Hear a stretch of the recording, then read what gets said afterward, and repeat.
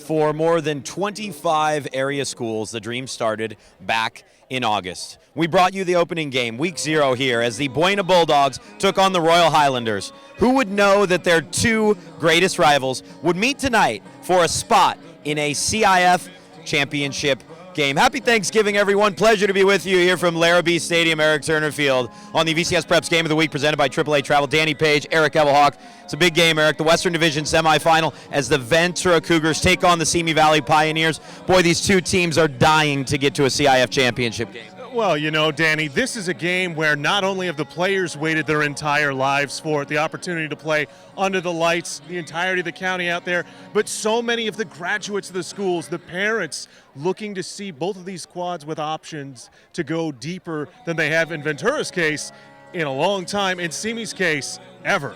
Ever, right? And you look at the players and the coaches on the sideline for Simi Valley. So many of them were players, I should say, at Simi. The dream is alive, and they're led by Davis Pinkston, the incredibly dynamic quarterback.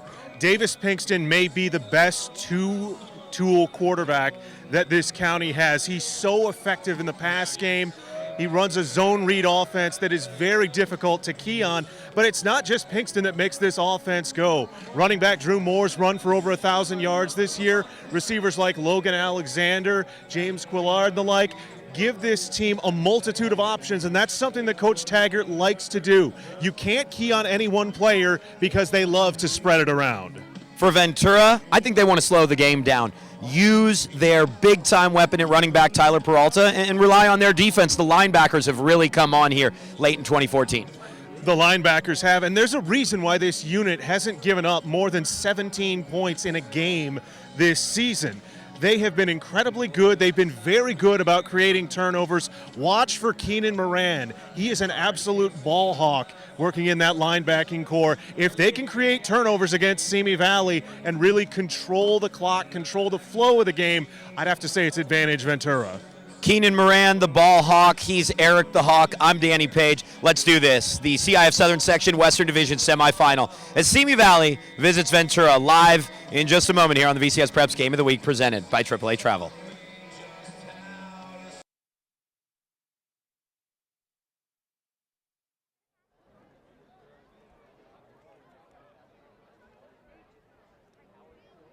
Warm-ups have come to a close, and we are just about set for kickoff here on the VCSPreps Game of the Week presented by AAA Travel. It's a CIF Southern Section Western Division semifinal.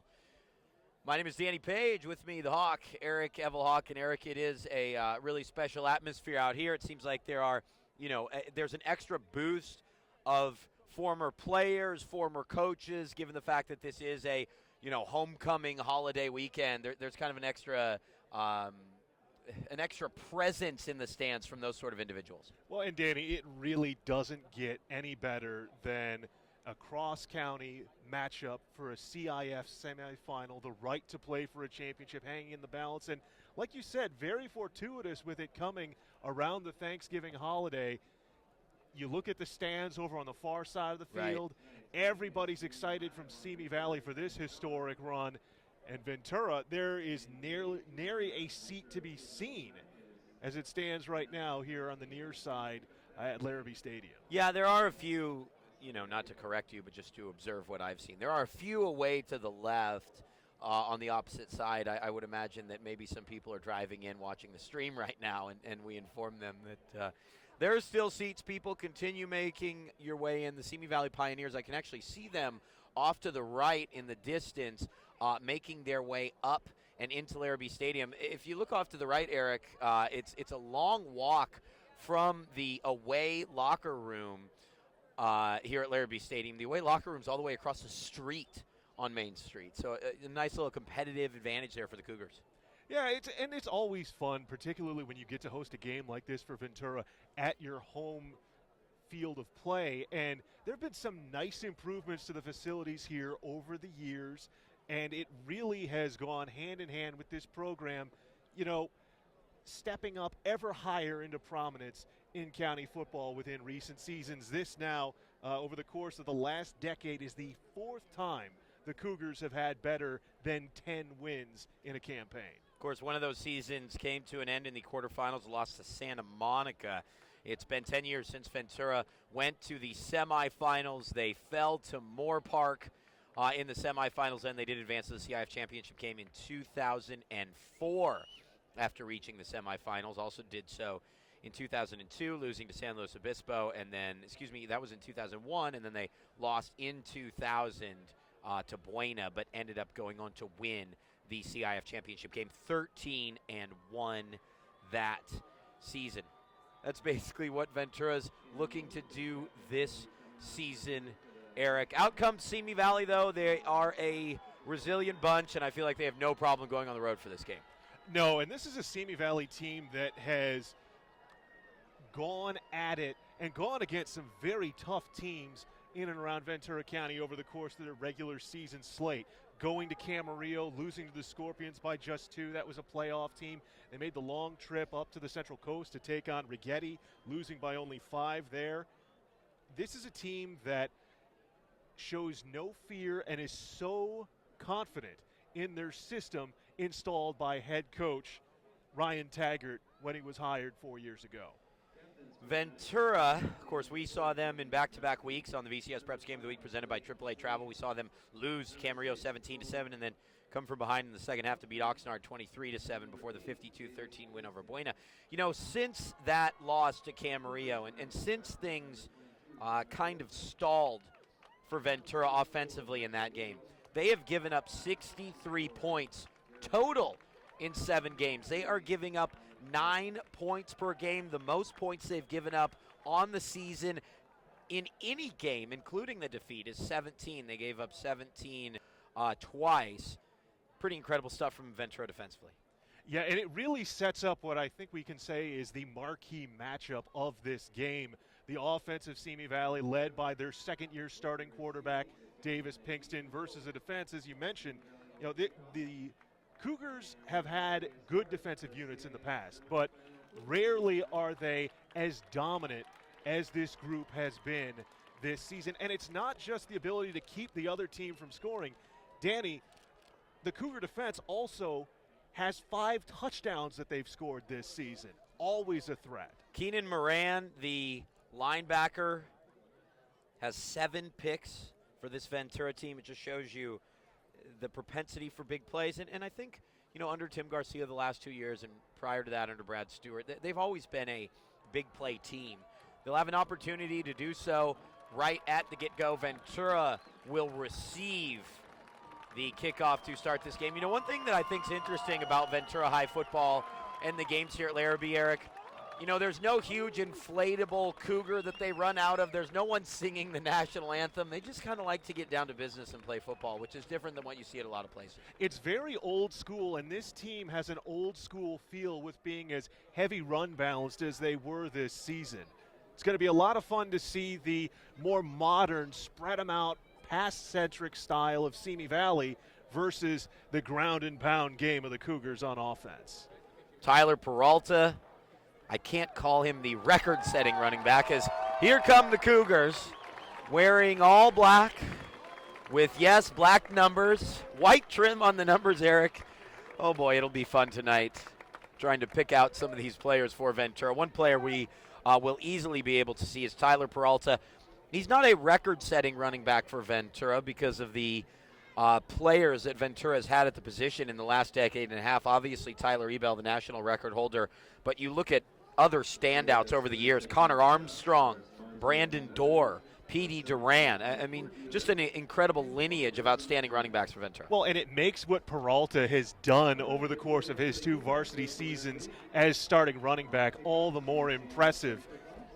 Over the course of the last 10 years, no Cougar RB has run for as many yards or has scored as many touchdowns as Peralta has this season and last season for Ventura. Just away to the left, addressing the Ventura huddle, is one of 2 former Ventura head coaches that are assistants on the staff. Phil McCune, as he gets his special teams unit ready. Coach McCune spent 2 weeks away from the team on a European vacation with his wife. Great story there. And he and Brad Stewart, both assistants on this team. When you have a CIF championship winning coach in charge of your special teams, that is a good sign. Gage Parker kicks away, and we're underway in this semifinal, fielded by the up back at the 23-yard line. A little bit of a stumble, and it's worked all the way up to the 36. Finally brought down to the 38-yard line. Rico Stubbs on the return for Ventura. Outstanding starting field position for the Cougars. And this really, I think, plays into exactly how Ventura is going to want to contest this football game, Danny. You look at the balance of play calling for them. 66.8% of the time they like to run the football, and why wouldn't you with a back like Tyler Peralta? Tyler Peralta marches out. He will start in a single back set behind the shotgun pistol quarterback, I should say. At this moment, Tyler Smith will introduce you to the starters in one moment. Quick throw on first down to Tommy Grossman. Grossman upended Blake Cassane, one of the two-way stars for the Simi Valley Pioneers. Let's introduce you to the Cougars. At the wide receiver spot, Tommy Grossman, Zach Sauerwein, Chase Gardner will all see time. Roger Palacios is the talented tight end and H-back who's set to the left side of the line of scrimmage. Linemen, Austin Litton, Zeke Ortega, Jackson Steiner, Jared May, and Andrew Beckman now healthy again. Ball's carried by Peralta for 3 yards, and Simi Valley seeming to slow down the Cougars a bit here initially. Big third down. It is a big third down, and you'll notice stepping up from that safety spot for Simi Valley to help with the tackle, number 8. That is Davis Pinkston, not only the starting signal caller, but he's one of the deep guys defensively in the secondary. We'll talk about Davis a lot throughout the night. Zach Sauerwein, talented wide receiver, is up to the far side, but it's a give to Peralta on third down, and Peralta picks up the first down. Striding across midfield, there's Pinkston to make the tackle. The quarterback for Simi was just kind of hanging on for dear life, though, playing the safety position. Yeah, the last line of defense, and absolutely needed to have the wrap and tackle there. That's the thing about Peralta. You're not going to be able to use the Madden hit stick sort of moves. You have to wrap and tackle and get him to the ground. Cougars now into opposing territory. Little screen complete to Sauerwein. Sauerwein's ultimately brought down by Christopher Lutton. Let's introduce you to Simi Valley's starting defense. Kyle Murphy and Jordan Fiore on the outside. Tanner Dowling and Julian Escobar Rubio along the defensive line. Linebackers, Jack Henderson, Cole Benishek, Max Stevens, Dylan Daste. The team leader in tackles, actually second, 109 tackles on the year. On 2nd and 4, Palacios motion near side. Smith steps up. That's easily complete. And it's Tommy Grossman. And Tommy Grossman is inside the 25-yard line. Boy, and Colby Banks is very fortunate there. He doesn't get called for a horse collar tackle. Reaching, grabbing back underneath, and just ripping him down at the last second. But good mix of pass and run so far from Ventura. I'm not sure why that wasn't a penalty. It looked like he just grabbed the jersey and threw him to the ground, although it's a really thin definition in terms of where the player must grab for it to be a penalty. Peralta picks up 3, upended as he makes his way to the 20-yard line. In the secondary, Robert Litster, Colby Banks, Davis Pinkston, Chris Lutton, and Blake Cassane. I know I named 5 defensive backs, but you'll see all 5 of them throughout the night. Tonight you can see Davis Pinkston playing center field basically, back at the 7-yard line for Simi Valley on this 2nd down and 8 now. Ventura on their opening drive. Nice little reverse to Januska. And Januska is tackled by Jack Henderson, a yard short of the first down. 3rd and 1, Eric, this is easy, isn't it? Just give the ball to Peralta. You know, when you have a back that you can rely on as much as Peralta, just line it up for the big boys, let them pound it. You also have to like, though, how Ventura gets their receivers in the running game. Januska as well as Chase Gardner will see carries more often than not in a game. On 3rd and 1, it's Peralta, and Peralta buries his nose in a couple Simi tacklers, and I think he did pick up the first down, and he did. We see the strength of Peralta. He's ultimately hit by Max Stevens. It's a great linebacker name, isn't it? Stevens does a nice job reading the play, immediately getting to the hole, but with Peralta, the good burst, able to follow through, keeping himself low center of gravity, able to fall forward and pick up the first down, now inside the red zone. Tim Garcia with plenty of options. 1st and 10 from the 14. Cougars want to walk away with 6 points, though. It's Peralta, off tackle, spins away, still on his feet, and he will pick up 4 yards. Eric, when we talked to Coach Garcia this week, I've sat down with him before earlier this season, and we talked about this job at Ventura. He said, quote, "It's my dream job." And he seems thrilled to have the Cougars in this position. Well, and any time you have a coach that's so willing to extend the hand and open up to great voices of the past, it speaks very well to the program. 2 yards for Peralta, and yeah, I mean, isn't that – it's easier said than done, Eric, to have 2 former head coaches as assistants on your staff. And I think they've developed this really nice rapport between the 3 of them. They had. It was really evident in seeing former head coach Brad Stewart come in, all smiles, loving that he doesn't have the responsibilities of the head coach headset. Here's Tyler Smith throwing to Hurlbut near side into the end zone. Touchdown Cougars. Ventura strikes first in this semifinal. Fantastic play fake and an easy delivery to Alex Hurlbut. The 6'3 target takes that in, and it's 6-0 Cougars. And you can see already in the early going what Tyler Peralta does as far as a defense. You have to worry about him, so the play fake becomes even more effective. And considering the amount, we talked in the pregame about the number of receivers that Simi Valley will get involved in their offense. Ventura's had several guys over the course of this season step up and show that they can be viable targets. And that's another thing to watch for as this game goes along. One thing to watch for is special teams, Eric, and the PAT is missed. 6-0 Ventura's advantage on their opening drive. A lot to like for the Cougars, though, no?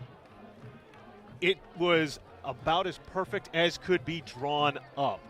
One of the things that Coach Garcia mentioned is always looking for the body language of the opposition. They want to tire the opponent out by throwing those big haymakers, having Peralta bam, bam, bam go at you behind those mastodons on the front of the offensive line.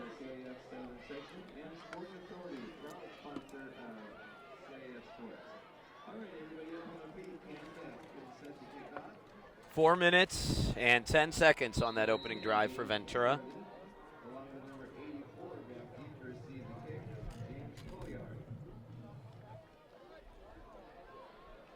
Kick to the up back, and wow, return for just a yard or two.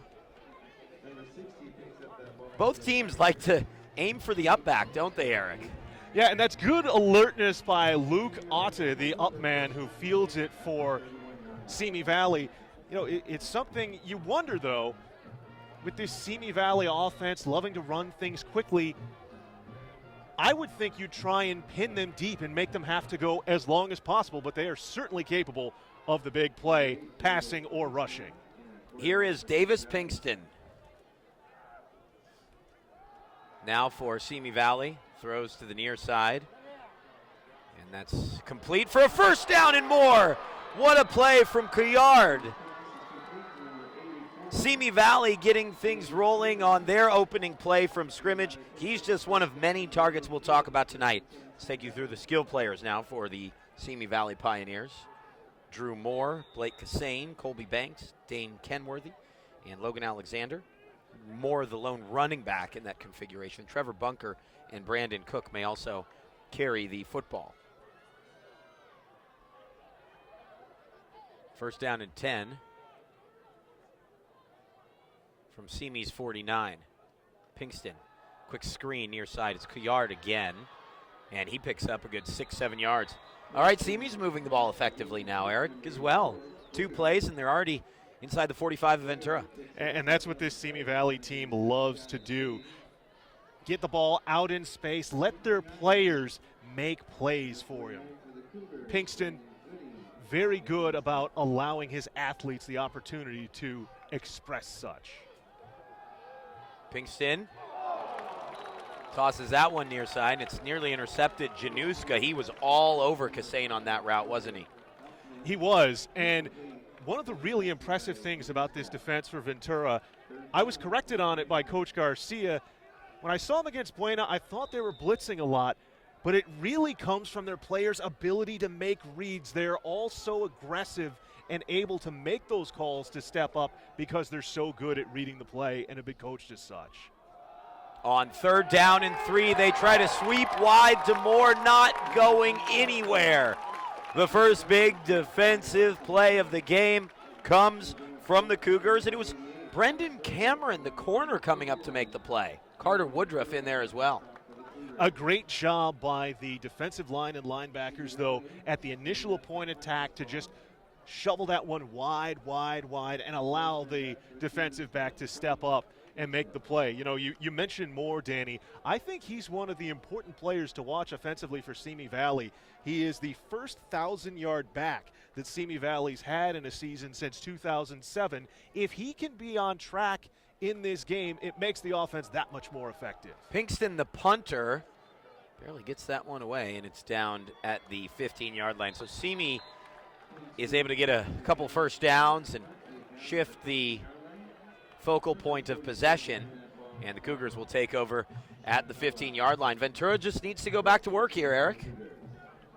They do as they've done all postseason, all season. You know, it's really impressive when you look at what they've done thus far in the playoffs. 7 touchdowns in both of their games. Opening round against South Torrance, last week down at Redondo Union. Cougars really dominant in these 2 games, Eric. They were outstanding in the postseason. They've only given up 15 points, and now they'll go back to work offensively. Tyler Smith, you obviously did that game against Buena, Hawk. He was completely in control. The Cougars go on to win 52-13, and wow, what a performance that was. It was, and it's a rivalry that Ventura has turned the history around on, but I can't remember them running clocking the Bulldogs. A 4-yard gain. 3rd down and 2 coming up for Ventura. Have to imagine Ventura will go back to the run here. Everything they've done on 3rd down, they've succeeded with thus far.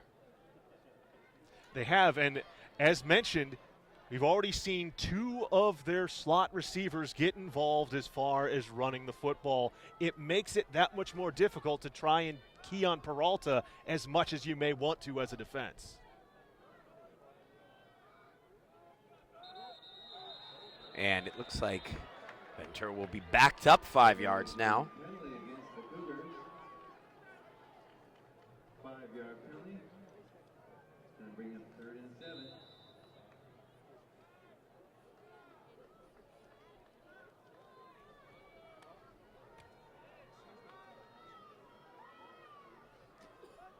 Takes the Cougars out of a spot where it's obvious they could go with Peralta, but in bringing up that Buena game, Danny, one of the things that made Ventura so effective against that Cougar defense was using Peralta in moments where you may not expect it. And it looks like, oh, Simi Valley gave it right back. The big man up front, Zach Ignato, biting on the hard count.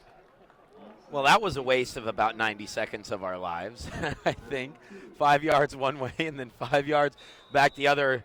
If you're just joining us here, it is the CIF Southern Section Western Division semifinal as Ventura moved downfield with great strength on their opening drive and then stopped Simi Valley after a first down on the opening play on 3rd and 2. Here's Peralta. Peralta is hammered, but he picks up the first. There's Max Stevens again. Eric, I noticed defensively, it's Davis Pinkston making the plays. It's Max Stevens making the tackles as well. There is 0 penetration up front at the moment. And that's something that has really opened stuff up for Peralta over the course of the season. This offensive line for Ventura, so many returning players involved in it, makes it very difficult for the linebackers, particularly if they're not blitzing. Simi blitzing this time, a run blitz, and they had Gardner the whole way through. Read that one all the way, and that was a good 10-yard loss. And the man to make the play for Simi Valley, Kyle Murphy. Murphy, a defensive lineman, not necessarily the big bulky kind, but he is extremely athletic at 6'3", 190.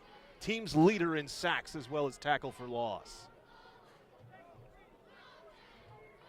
2nd down and 20. Trips to the far side. Smith will sprint out that way. Room to heave this one downfield. Wide open is Sour Wine. at the 30, the 20 with a nice cutback. 10, 5, will he make it in? Yes! Touchdown Cougars. Backs against the wall on 2nd and 20. Sour Wine is wide open. And Litzter couldn't catch him. Ventura's up 12-zip. Simple busted coverage. You know, everybody's worried about Ventura using that short to mid-range game thus far offensively. Sourwine's been a player that can hit the home run ball for you on the sideline, and as you saw right there, does a great job recognizing it, stretching it open. But hey, even better marks to quarterback Tyler Smith, realizing on the rollout he's got the man downfield, getting it to him, putting him in position to make the big play and up the lead. This kick is up and good, 13-0 now. Eric, I'm not sure if it was a busted coverage or if it was the old pick play, similar to the play that denied Notre Dame against Florida State earlier in the year. And it's a fine line that wide receivers are forced to walk when they're essentially blocking a defensive back. But I think that's what happened to the would-be coverage for Simi Valley. And the Cougars now at home in this semifinal leading 13-0. This isn't the type of team you want to get too far behind. No, but if there is a team that may be able to dig its way out of a multi-possession deficit, it's this Simi Valley team. They may not necessarily have as gaudy of numbers as far as creating turnovers, but they are a plus turnover team on the season, +6 over the course of the 12 games that they've played, regular season and playoff. And you know, with all the athletes that they have, they're going to do everything they can to confuse this Ventura defense. Tristan Kantak set to kick away. Couillard back to receive. It'll be a short kick, though, taken by the upback at the 37. Solid starting field position again for Simi Valley. Why do you think it is Ventura likes to kick the ball short? A lot of teams opt to do that these days. It could be something where you're testing the hands of the upback. You know, that's generally somebody who's out there to block. And I'm sure as much as every player likes to have the opportunity to make a play, if you will, carrying the football, I'm fairly certain that old Luke Ott is probably not the guy that Coach Taggart wants to have returning kicks if he had his druthers. I would agree with you on that. Davis Pinkston going back to work, hands to Drew Moore. Drew Moore picks up 5 or 6. If Simi Valley is to provide Pinkston enough time to be able to complete passes down the field, and I really think that Moore running the football is going to be important. Certainly, and we've seen games this year where Moore has taken over at times. I look specifically to that shootout against Thousand Oaks, 134 yards and 3 scores, including ripping off a 48-yarder. Here's Moore, 2nd and 5, and he picks up 3.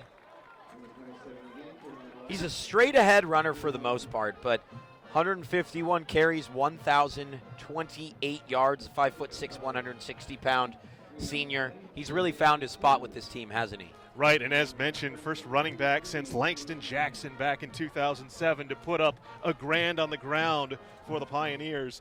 Devin Kelly back in 2004 also on that list in the last decade. And here's Pinkston. Yeah, Pinkston keeps it this time. A first down just short of midfield.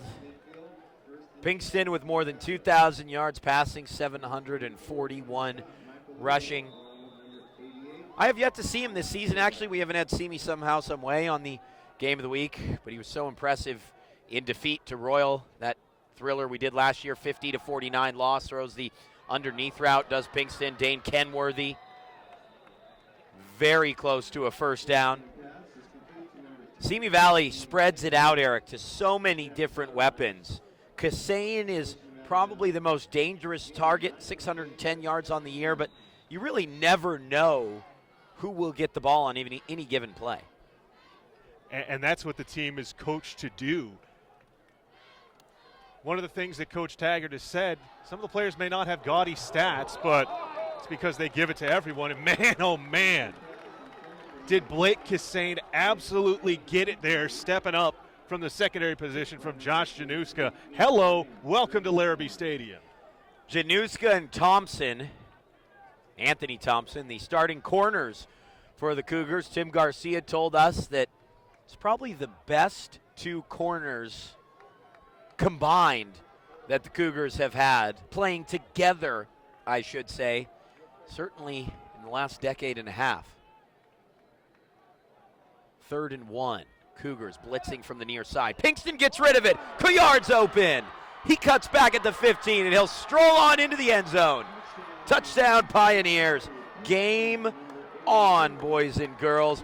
Huge play from Pinkston, feeling the blitz on 3rd and 3, Hawk. And that's what your second-year starting quarterback can do. The interesting thing is, Ventura doesn't often come on the blitz, but Pinkston, with the immediate recognition, throwing exactly where the player moved up from him, getting it to Couillard for Couillard's 3rd grab of the night. 65 yards receiving for him unofficially, but there's the impressive response that the fans in the maroon and gold on the far sideline were looking for to cut it to a one-possession game. And frankly, for those of us calling the game and enjoying it home, I think it's what we were all looking for. Important for Simi to get on the board here against Ventura. The Cougars haven't given up double-digit points in a game, going all the way back to the game against Camarillo.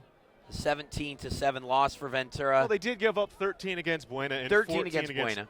Pueblos, but those were both games where you had running clock in the 4th quarter because the lead was as big as 35. They've had a running clock in their last 6 games as Ventura. Januska back to receive. Gage Parker. It's an onside kick. Bounces towards Simi Valley, but they just can't come up with it. Penalty flags fly. A big gamble from Ryan Taggart, and it does not pay off. It was, but it looked like Logan Alexander had an opportunity on that ball on the far sideline. It's very tough when you go for something that is not a straight traditional onside kick. Have to know whether or not the ball goes 10 yards or not. Because remember, if you touch it before then, give the Cougars even better field position, although at their own 49, that's something that Coach Garcia and company will graciously accept. The ball took a bounce directly back toward the Simi Valley kicking team, but then it sprayed wide. Unlucky for the Pioneers. What a call from Coach Taggart. But now Ventura just 51 yards away from extending it back to a 2-score lead. Here's Tyler Peralta. Picks up 5. Colby Banks on the tackle. Peralta's emerged more as a pass catcher. Eric, 4 receptions, 61 yards against Buena, trying to add that other dimension to his game. He certainly has, and that's something where, again, you get your playmaker out in space and allow him to make things happen. You know, not only do you have to worry about him barreling down on you, but off on the edge, it's that much more difficult. Here's Peralta off tackle, just trying to get back to the line of scrimmage, dives forward. Great job on the shoestringing tackle by Max Stevens. He may not get credit for finally finishing it off, but a great job diving, getting at the feet, and doing enough to stumble Peralta so he could ultimately go to the turf. Grossman is the near side wide receiver, nearly 700 yards receiving on the season. Takes the top off. That's how Coach Garcia put it. 3rd down and 4. One of the final plays of the quarter, and it's a running play for Peralta. Peralta comes up 2 yards short, and Garcia, you have to think, was running the ball there where they look to going for it on 4th down. And that's exactly what's happening. Well, you might as well. 4th and short, already with great field position after the failed onside kick. And the Cougars bring on linebacker Michael Lugo as an extra blocker. Smith to operate from under center. Lugo on the left side. Sauerwein goes in motion. It's a give to Peralta. Pioneers in the backfield, and he can't get the corner. Big time play for the Pioneers. They take over with 7 seconds left in the first quarter at the 44-yard line. That is a huge, titanic, gargantuan stop for this Simi Valley defense. Monumental. Let's just keep splashing superlatives. Juggernaut-ish. That's not a word. Juggernauty? I mean, that sounds even better. Yeah, right. But great marks on the Simi Valley linebackers, strafing, scraping, getting out to the edge, stringing out Peralta as long as they can, and ultimately knocking him out of play to force the turnover on downs. First down and 10 from the 44. Pinkston completes that. Great vision as he found Alexander in between about 5 different Cougar tacklers. Michael Lugo and Keenan Moran there to ultimately make the play, but Simi Valley back in business.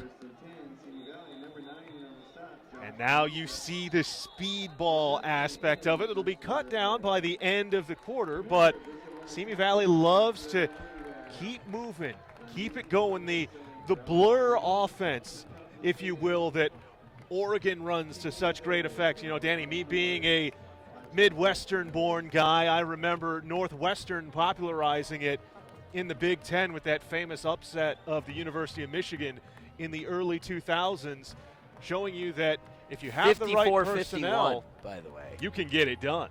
Yeah, absolutely. 54-51. I remember that game. Just because you're from the Midwest doesn't mean you're the only person that watches Big Ten. Well, the Big Ten's pretty lousy, so I don't watch a lot of Big Ten football, but, you know, I had to take that shot there.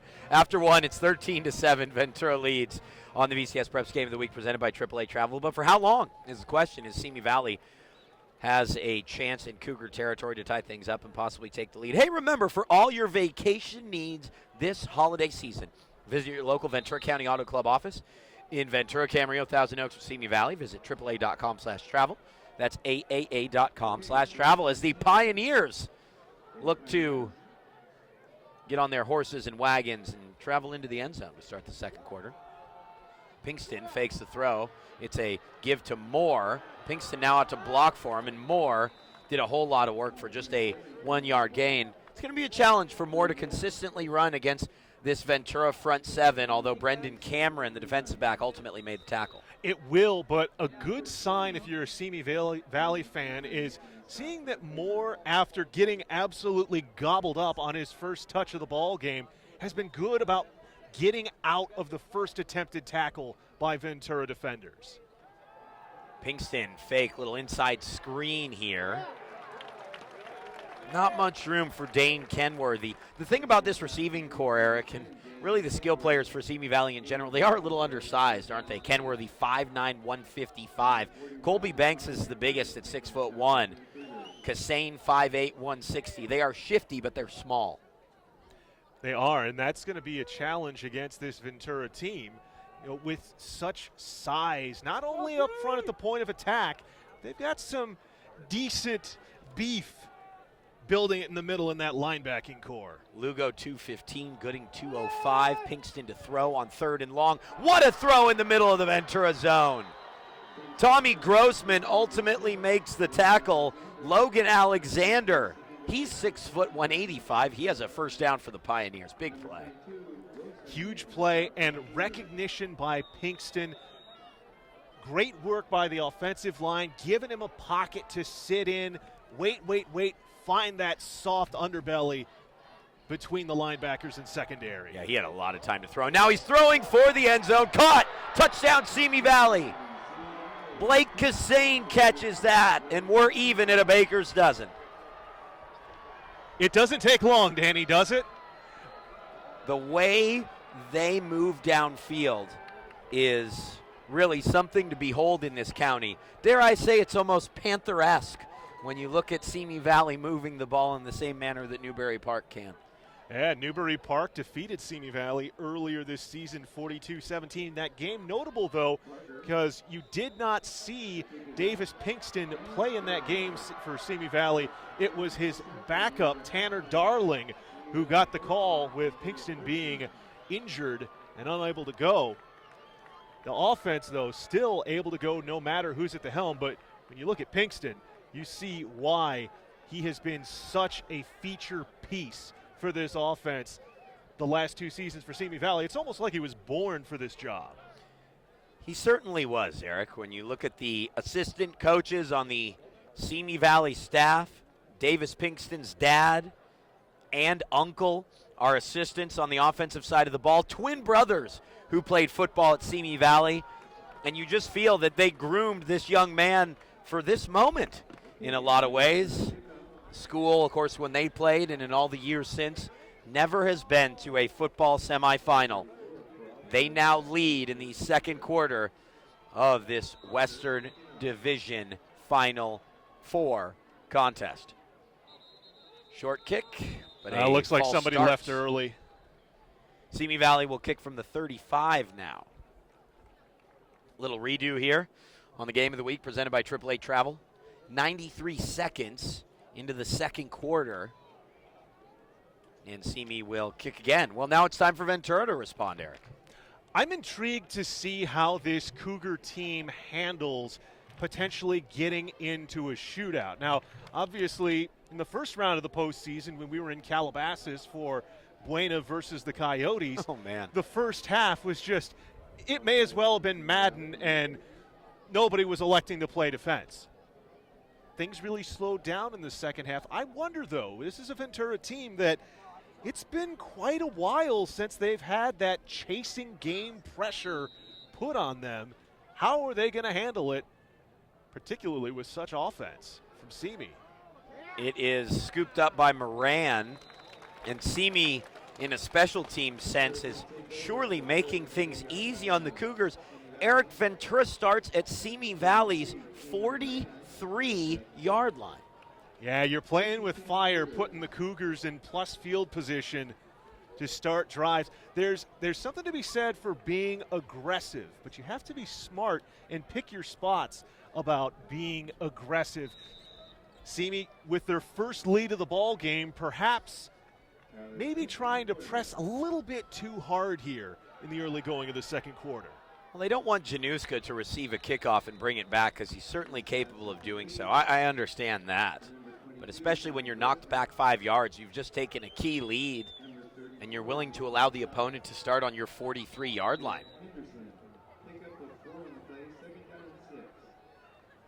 Matthew Matlock, by the way, for Newbury Park, has set a school rushing record for a single season, as Tyler Peralta has a first down for Ventura, down to the 31-yard line. The Panthers lead at Tascadero 14-13. They meet the winner, if they are winners, of the Arroyo Grande Paso game. That is up in the northern part of the 805. The winner of this game hosts a CIF championship game next week. Would be pretty incredible if the Cougars were here at home or Simi Valley at Simi Valley. Boy, that would be special for either school. Here's Peralta. Easy completion downfield to Sourwine. No one on him. Has a block near side, and he gets down inside the 3-yard line, knocked out of bounds at the 4. It's Tommy Grossman, I should say. Finally run out of play, and it's first and goal for Ventura just a few plays later. Yeah, Grossman has been a nice safety blanket receiver for quarterback Tyler Smith this year. So reliable and tall on the edge. Tyler Peralta right up the middle and into the end zone. Touchdown Cougars. They are back in front. They trailed for 57 seconds, Eric.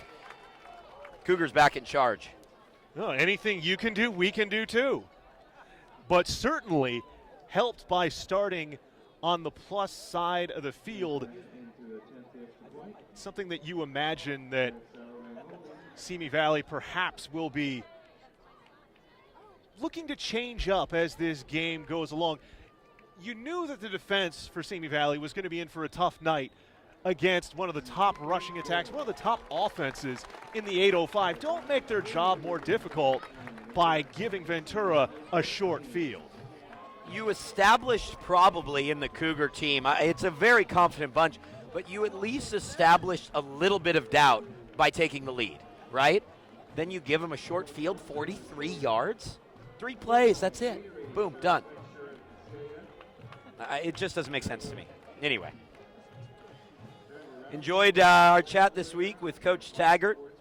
He actually grew up in the Bay Area, went to Bishop O'Dowd, played football at Cal Poly San Luis Obispo, and then finally came to Simi Valley in 2002. His wife is a Simi alum.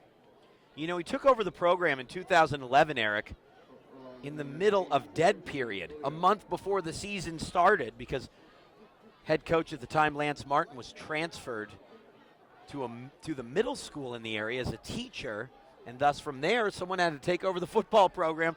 He had 3 weeks to get his team ready.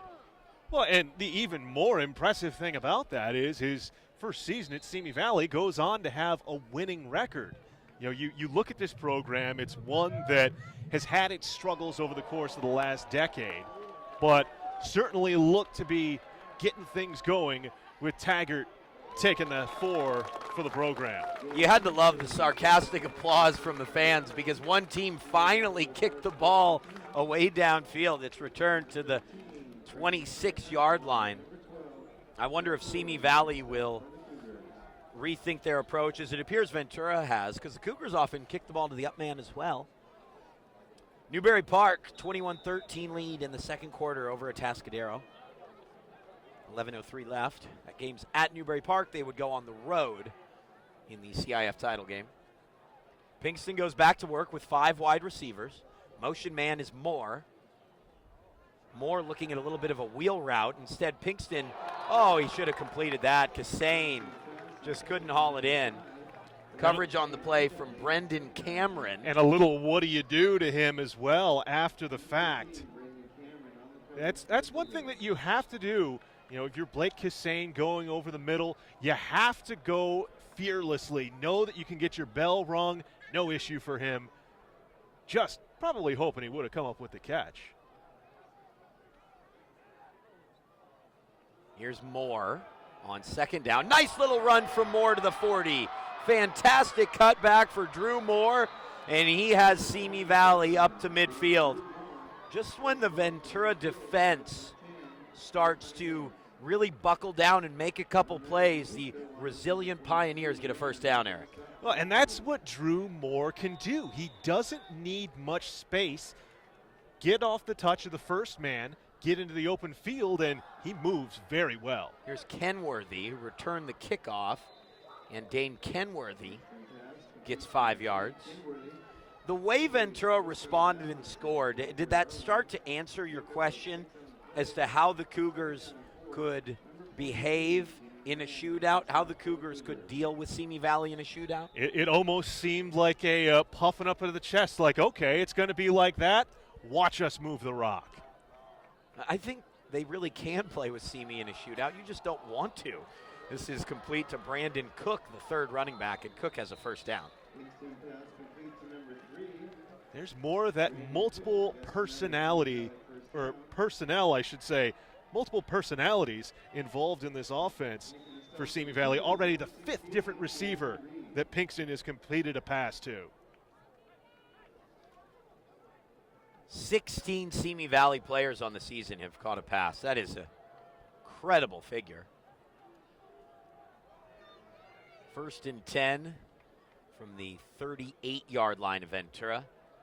Pinkston will run, picks up the first down. Fine run from Davis Pinkston. It's a beautifully designed play for Simi Valley. You know, seeing as they've been working the edges so much in this ball game, getting the ball out to their wide receivers, use that as a fake and take it as the opportunity for the first power quarterback take of the ball game. Coach Taggart says he's the hardest working player on the team. This time he takes a back seat as he hands the football off. Trevor Bunker holding against Simi Valley. Jack Hoover, the head referee tonight for this crew from the Los Padres Association. 10-yard penalty for the Pioneers. You wonder, how does your quarterback run the ball like that? How does your quarterback start at the safety spot? It's just something we don't see much anymore. And Pinkston is, as his coach says, always the first one in the weight room, always the last one out. He's by far the hardest worker on the team. It's about effort with this young man, not just athletic ability. And you can see that's exactly why he's one of the captains of this team. Pinkston to go to the air. Sorry, Eric, as he is flushed back to midfield and he's sacked. A huge loss for Pinkston. Alex Hurlbut, who caught the opening touchdown pass for the Cougars, sends Simi Valley all the way back to the 49-yard line. It's 3rd down and 33. One of the rare circumstances where you see Pinkston not make the correct decision. It's so tough, though, when you've got backs coming in, closing down the walls. 2nd down and 33, and they got a lot of it back as Logan Alexander catches the football at the 31. Brendan Cameron with the hit again, but Eric, great play from Simi Valley. Now a manageable 3rd down and 12, as I had to correct myself on that being 2nd and 33.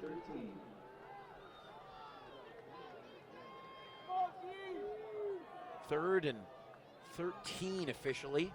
Hurlbut, the near side rush end. Play fake from Pinkston, going to the corner, and no one was there with the exception of Ventura safety Tommy Grossman. What does Simi Valley do here?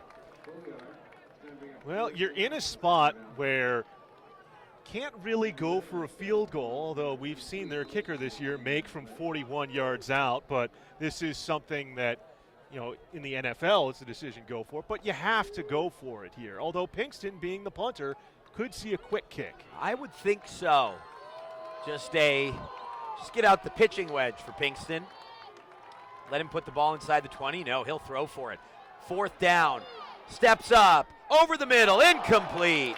Nice coverage from the Cougars. So both teams in basically the same part of the field went for it on 4th down, and neither able to convert. Tommy Grossman on the coverage. And Ventura takes over. Hawk at the 31-yard line. Yeah, it's a great response from the Ventura defense. He did have James Collard coming over the middle on that one, just a touch tall. And that brings back to your point, Danny, about the receivers not necessarily being the largest on this Simi Valley team. If Collard's perhaps an inch, maybe 2 taller, comes down with the catch and picks up the 1st down. Now instead, Ventura has the opportunity to perhaps make this a 2-score game once again.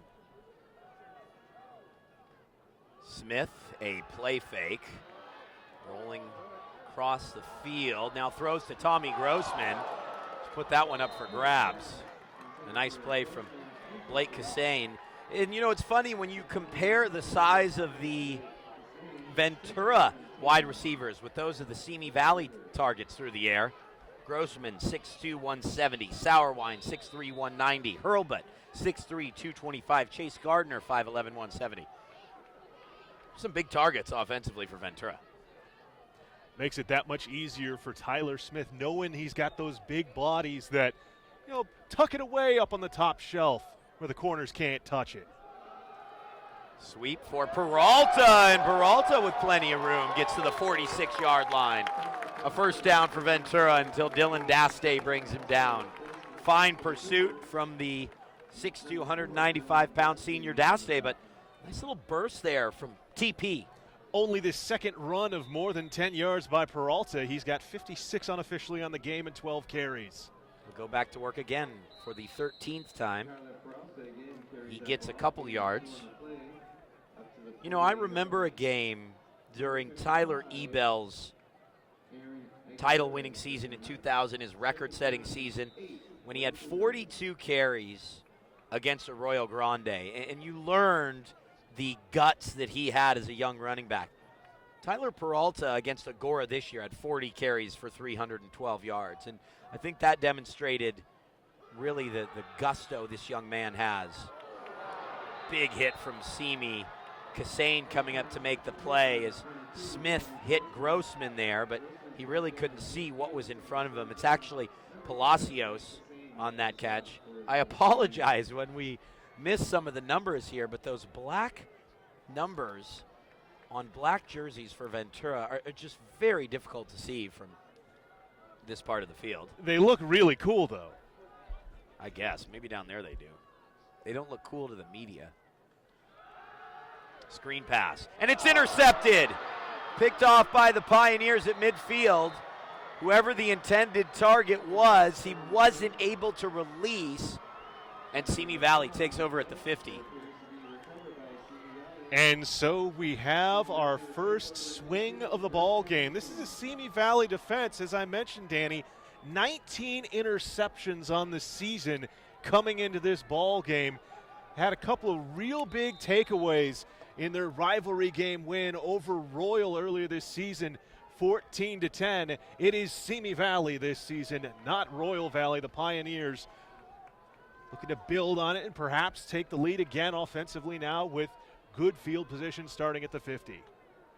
Pinkston goes back to work, and he'll throw on first down, looking to hit the wheel route. And Dane Kenworthy felt the footsteps coming there. You know, it's interesting. Josh Januska on the play. Sorry about that, Hawk. Well, mentioning Royal, you know, one of the things that I looked at, just to give some historical perspective, is how the teams have done against the opposing side of the county. You know, how has Ventura done against teams on the opposite side of that big grade outside of Camarillo? Here's more on the carry. 5-yard loss. Please continue.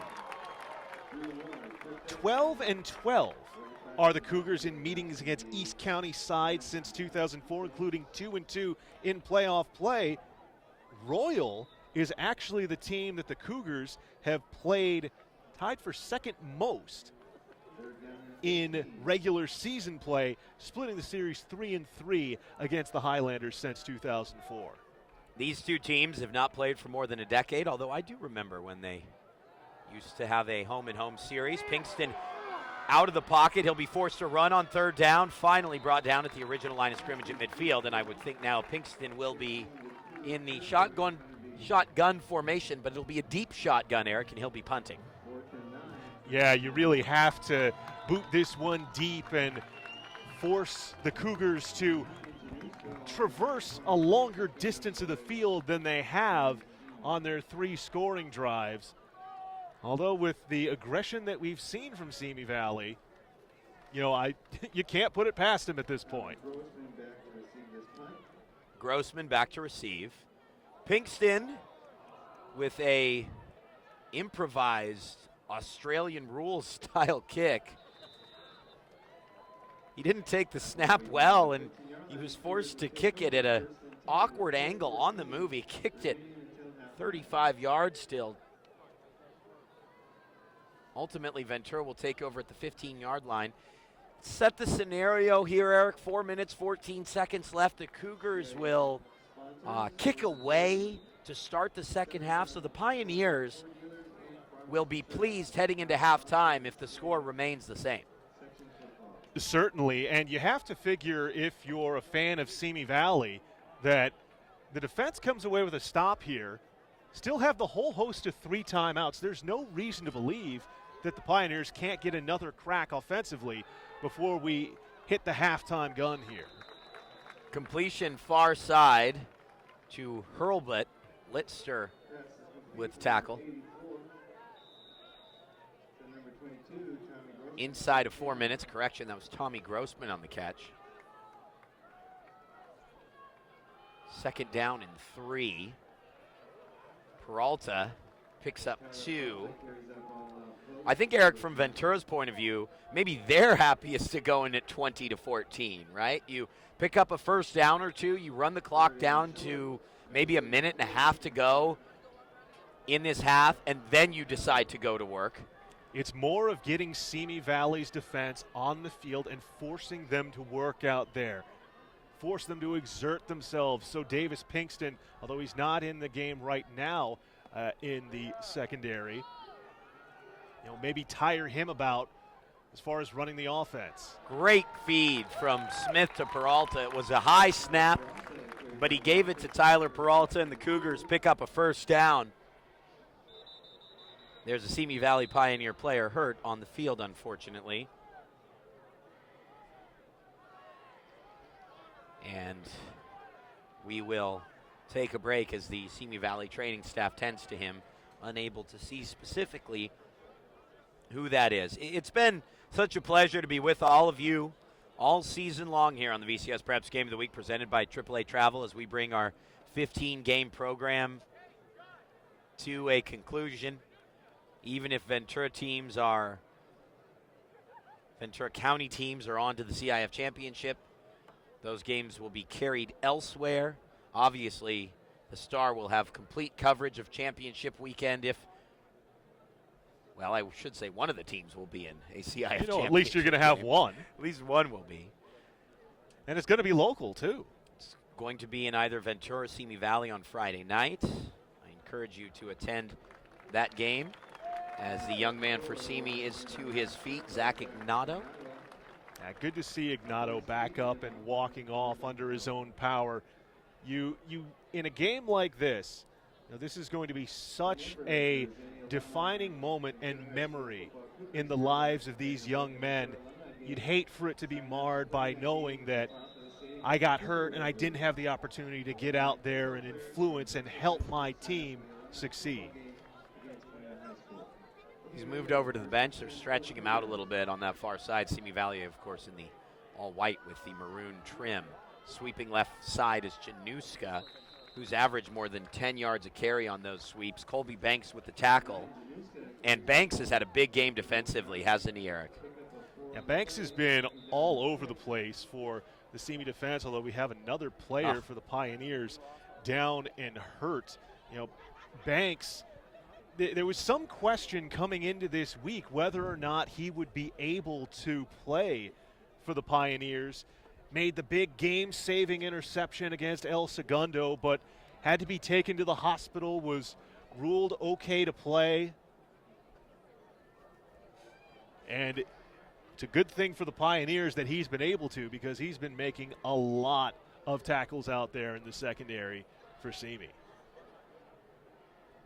When I talked to Ryan Taggart about Davis Pinkston and what he would do in the secondary. He obviously makes plays. He's obviously the quarterback of the offense, but he's the quarterback of the defense as well. That said, Eric, you just don't want to have him out there for every defensive play. And players like Colby Banks have to step up and make plays. It's very true. And save him for the critical moments of the ball games to get him out there in that safety spot.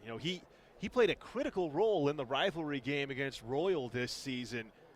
Ended up with an interception, had a fumble recovery for the Pioneers. But, thinking Simi Valley, of course, a former Marmonte League program, I really remember the last CIF championship team that the Westlake Warriors had, and their quarterback, Nick Isham, who's, of course, over at California Lutheran University now, and you can read coverage about CLU in the Ventura County Star. But Isham used to be used as both a quarterback as well as safety, and came up with a couple real big plays as a safety en route to winning that title.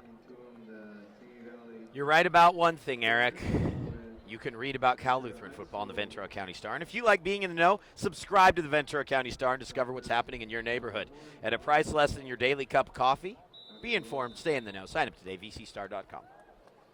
Okay, second down for the Cougars. Back-to-back plays with injured players for Simi Valley. And Christopher Lutton helped off. Hope that he is all right. Give up the middle to Peralta. A lot of running room from Tyler Peralta. He dives forward to the 47. Robert Litster ultimately on the tackle.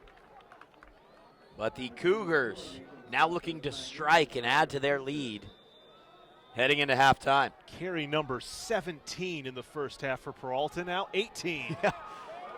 As soon as you say that, he's got another one, and he has another, 15, 16 yards. First down, Cougars at the 36. 18 carries in the opening half of this Southern Section Western Division semifinal. Cougars, by the way, with all three timeouts. Same goes for the Pioneers. On 1st and 10, Smith near side, and that's complete. Nice little toss out to Chase Gardner on the out route. 6-yard gain, 2nd and 4. One of the things that I don't think has been spoken of enough thus far in the ball game has been the play of quarterback Tyler Smith. With the exception of the interception thrown, he's only thrown one other incompletion. Peralta carries for a first down. That interception, the 4th and 2 stop, that's all that's kept the Cougars from putting up 5, maybe 6 touchdowns even. Well, let's go with 5. It's actually third and half a yard.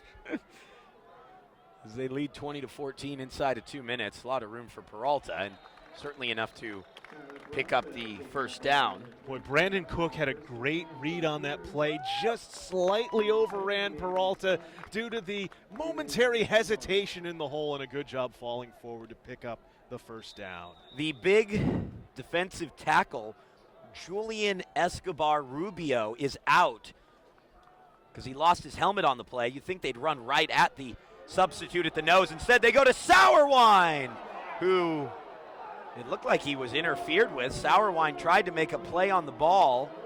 The referee did not throw the flag. The defender might have looked back for the football, Litster, and that would have been his saving grace. What do you think, Eric?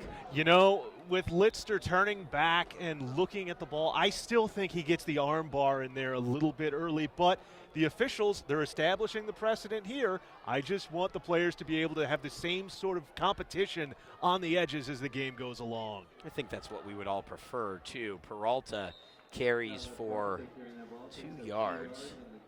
Jack Henderson with the tackle. In my mind, you just let another 20 seconds tick off the clock and try to pick up this first down. If not, there'll be a limited amount of time left for Simi Valley, even with 3 timeouts. And if you do pick up a first down, then you have 3 timeouts and the ball inside the 15-yard line. Smith will roll to his right, always strong doing so. Completes that one over the middle. Not a ton of mustard on that, Eric. It was kind of a soft toss, but good enough for a first down to the 9-yard line. First and goal, Cougars. Well, and a great job by Grossman getting into the soft spot in the zone, sitting down and gathering it in for that all-important first down. Goal to go now with under a minute to play. Clock continues to run. Doesn't really matter to Ventura in that regard. Peralta just dives forward. And I think Simi Valley may use their timeouts. Someone did. It's Ventura with 45 seconds left. And that gives us a chance to remind you that the VCSPreps Game of the Week is presented by AAA Travel for all your vacation needs. This holiday season, visit your local Ventura County Auto Club office in Ventura, Camarillo, Thousand Oaks, or Simi Valley. Visit aaa.com/travel. It's always a pleasure being able to bring you these semifinal games. It's the 3rd one we've had in 4 seasons. Of course, the 52-point win for Westlake over TO. And then last year's thriller between Nordhoff and Bishop Diego. It's one of the beautiful things about this county, Danny, is especially with the breakup of the Marmonti League, you have so many competitive teams all over the county. You can go out to Ojai, see a 2-time CIF championship team. Of course, Ventura here, the Cougars, multiple-time Channel League champions in a row. Down the street, St. Bonaventure with the great tradition that they have established there. Any night, anywhere in the 805, you can see top-quality football. Well, and these 2 teams, as Coach Garcia told us, it seems like this is where they belong in the Western Division, not having to play the really big boys anymore, whereas in the past they would have met Sarah, for example, in the postseason. Last year they were knocked out by Chaminade, eventual state champions. And with 38.4 seconds left, the Cougars use their 2nd timeout. Well, looks like they'll be forced to go to the air here, Eric, on 3rd and goal from the 8. And this is where the taller receivers we talked about for Ventura really come into play. You know, Tommy Grossman has put his stamp all over this ball game so far for Ventura. Granted, the biggest play in the passing game goes to Zach Sauerwein for 84 yards early on, but the preferred target has truly been Tommy Grossman. Grossman with 6 grabs thus far for 63 yards unofficially in the ball game. You have to figure that he's a guy that Ventura going to be given an awful lot of thought about on this critical 3rd down and goal play call coming up. Tim Garcia always seems to have something up his sleeve in situations like this, though. He sends his team out there. Most of his staff through all programs are Ventura alums, 20 out of 25 coaches, he says, went and played at Ventura High. It's about the same number it's for Simi Valley as well. I'm sure we'll Simi's chat got about that more later. He's got a Buena Bulldog on staff, too. How does that happen? Here's Smith throwing the out route near side, and it's dropped. Dropped in the end zone.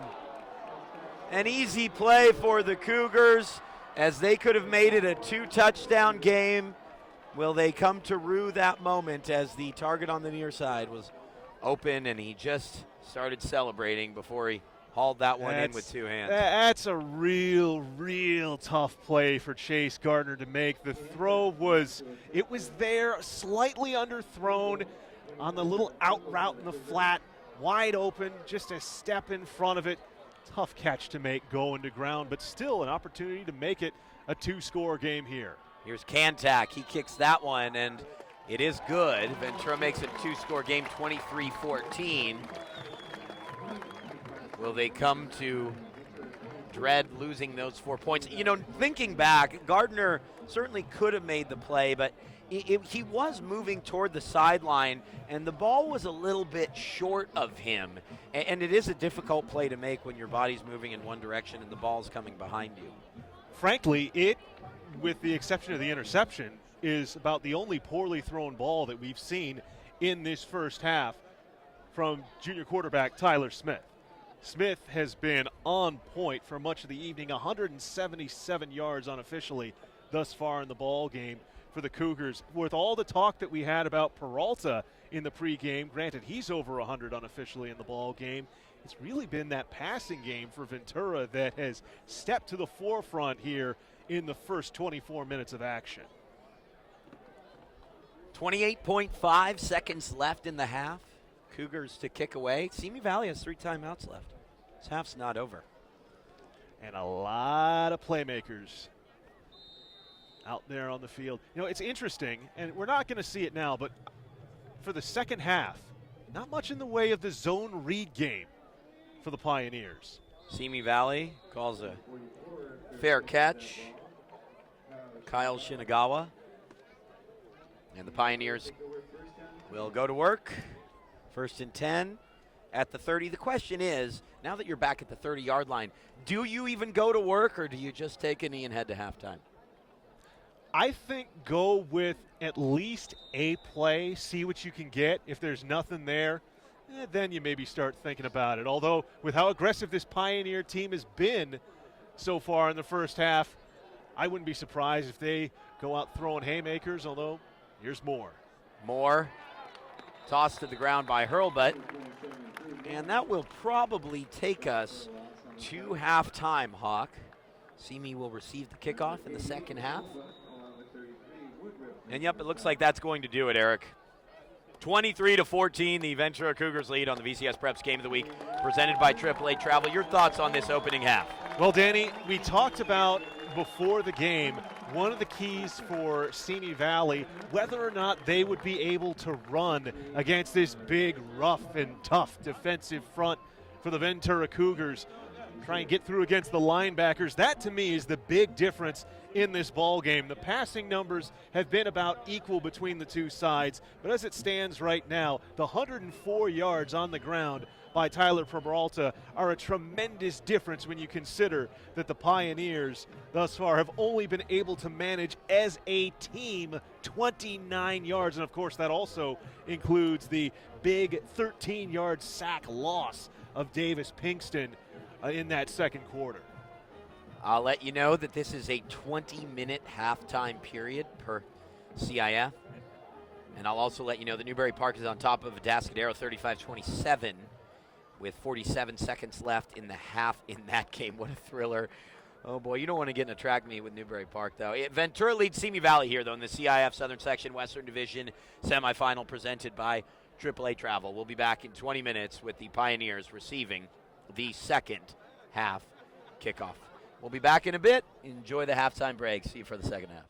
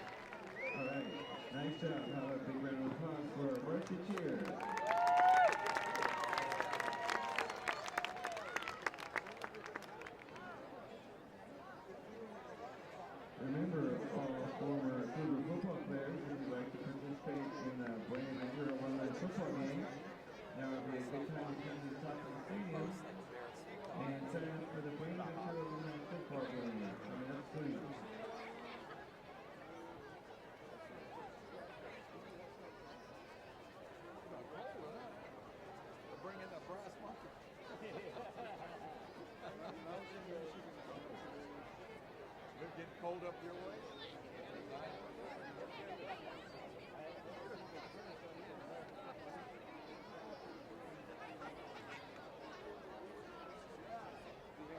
I know in February when it used to start freezing up. I mean January.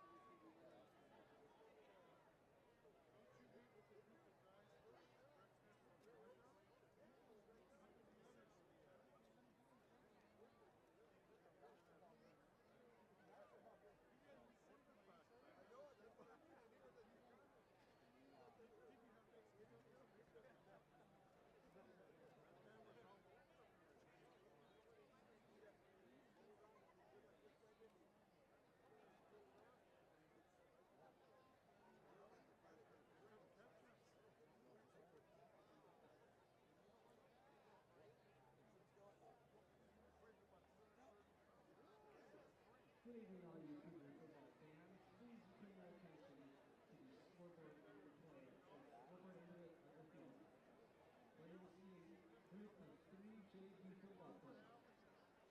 Coach Garcia has asked that we get a little more crowd involved in this game for the game and for the games to come. So we're going to take things up a notch. The football team has a tradition when they come out of the locker room, when the captain yells, "Ayo!"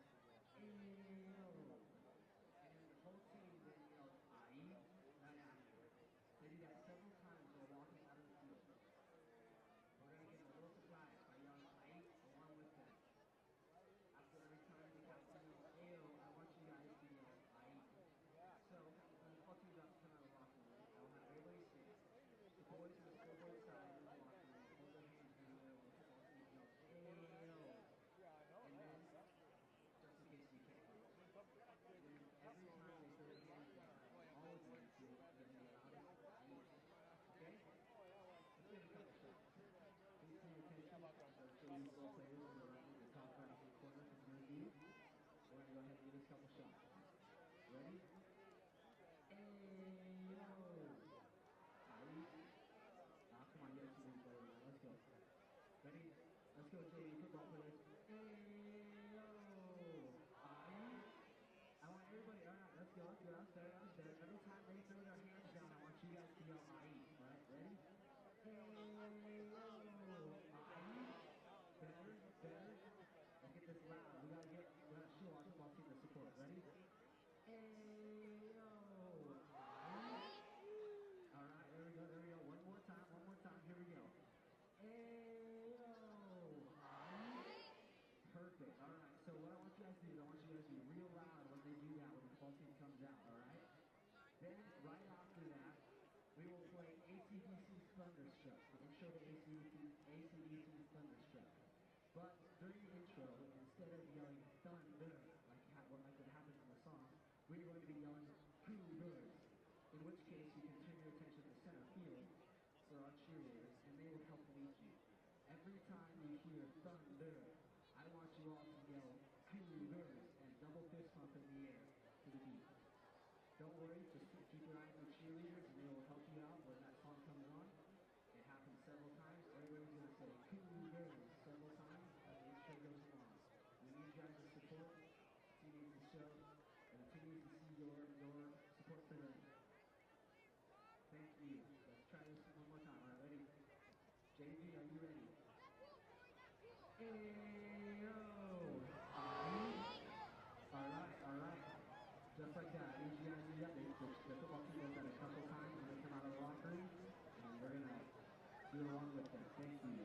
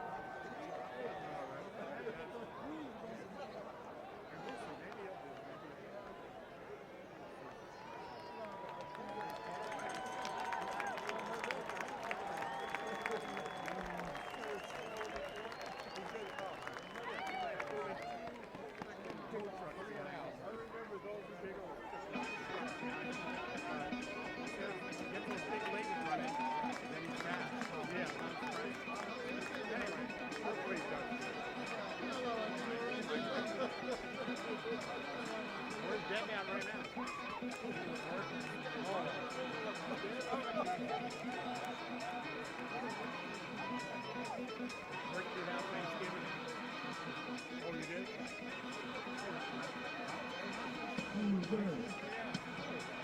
Oh, okay.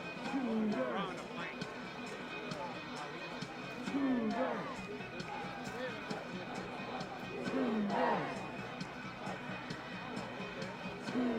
Come on, everybody over here, all y'all.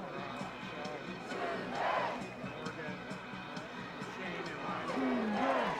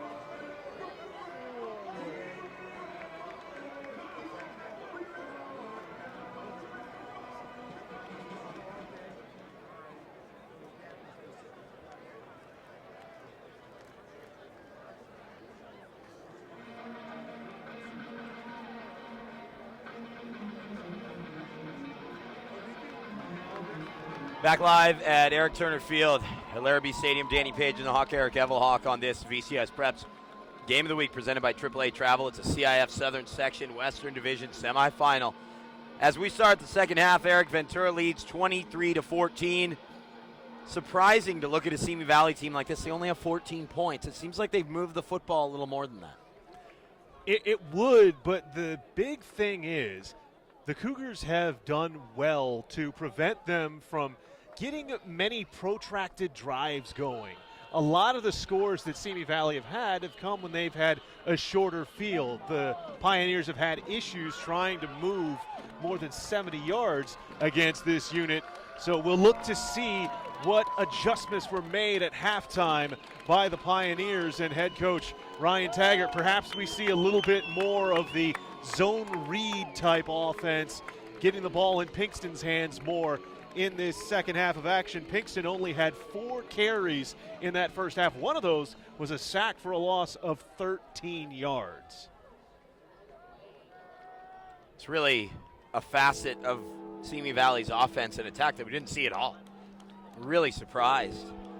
But at the same time, Pinkston came into the game with 96 carries. At the same time, you want to keep your quarterback healthy, and this is probably one of the more physical linebacking units he's come up against.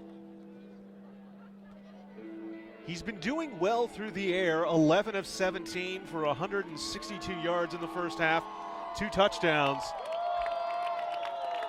But he's going to have to come up even bigger and even better if his Pioneers are to come back in the second half. Atascadero returned their kickoff to start the second half for a touchdown. What will Simi do on their opening possession?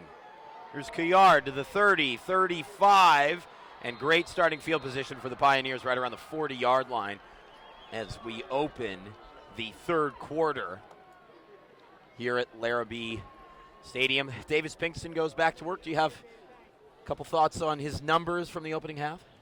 You know, they're not as gaudy as we've seen him put up, and the offense in general not as gaudy as we're used to seeing them doing, averaging 438.3 yards of total offense. The differential, about 52.8% passing the ball. That played out in the first half, but the Ventura defense thus far winning that matchup.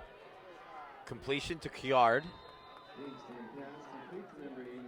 About 7 yards, solid gain on first down. Need to make sure the senior quarterback establishes the proper rhythm.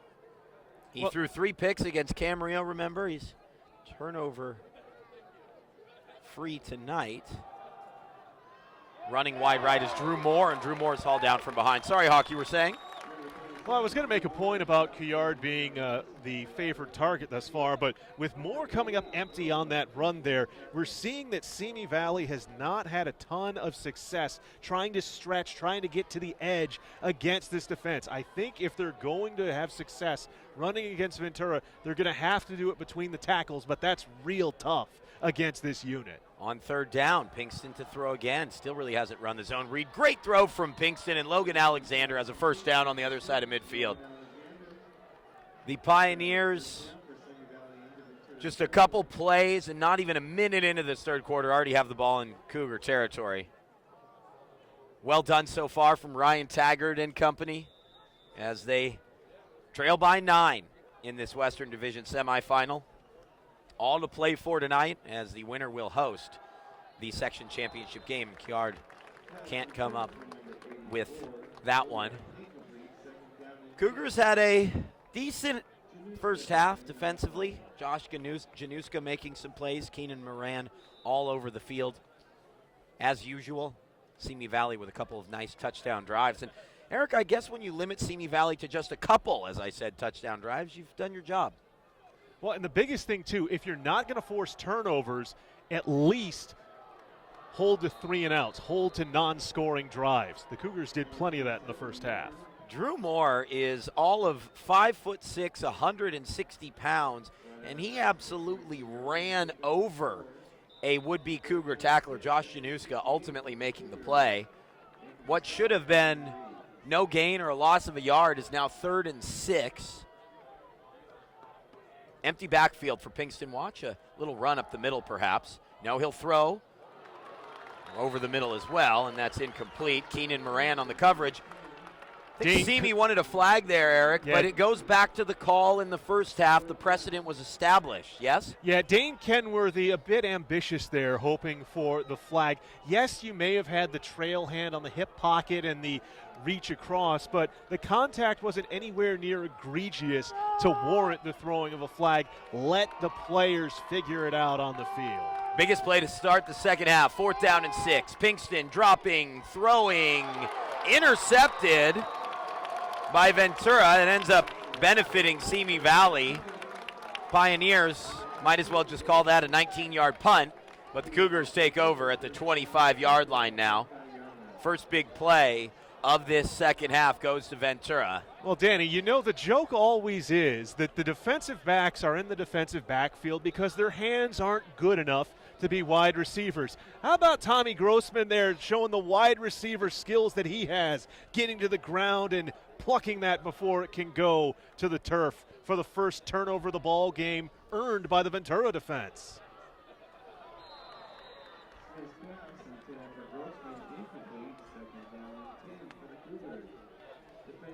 Passes incomplete. 2nd down and 10 for Ventura. As I'm surprised he didn't go right to Peralta there. Establish that ground game again. Well, he did tote the rock a lot in the first half. 23 carries, 104 yards unofficially. Wow, here's 24. And Peralta has a first down and more. Tyler Peralta is up to the 44-yard line. A late penalty flag It'll be a dead ball foul. I'm not sure who against, though. One thing that you note on that run by Peralta, busting through that second layer, getting in to the defensive backfield. It's very important going forward for Simi Valley that they remain strong on the defensive front, and even more so, can't be giving away 15-yard penalties. Yeah, it's the first real mental error we've seen. Little chippiness after the play. That hasn't been an issue thus far in this game, which for the spirit of competition, if you will, is something we have been happy to see. First down and 10 from the right hash mark for Tyler Smith. That little sprint, and he gives it to Gardner. Gardner trying to get wide, and Davis Pinkston ultimately brings him down along with Dylan Daste. 2nd and 11, loss of a yard. Yeah, Daste, one of the captains of this team. Danny, you've talked about how he is near the top of the team in tackles. Just looking at the numbers that he's put up this season, you can count 3 separate games where he led the squad in tackles. Wouldn't it be massive for Ventura if they could get a touchdown here? Here's Smith throwing to the far side. That's complete for an 8-yard gain. Sets up a manageable 3rd down. It looked to me, Eric, like he had Chase Gardner breaking on a post route down the middle of the field, but opted for the sure completion, and now it's 3rd down and 3. Well, and with the way Peralta's been running the ball, 3rd down and short is certainly a makeable spot to go. Look at that scoreboard. 3rd down and 3 from the 33 in the 3rd quarter. Make a wish. Tyler Peralta will add one to it, make it 34. And Peralta, number 34, carries for the 25th time, if I'm not mistaken. Your numbers are right. And it's 1st and 10 from the 28.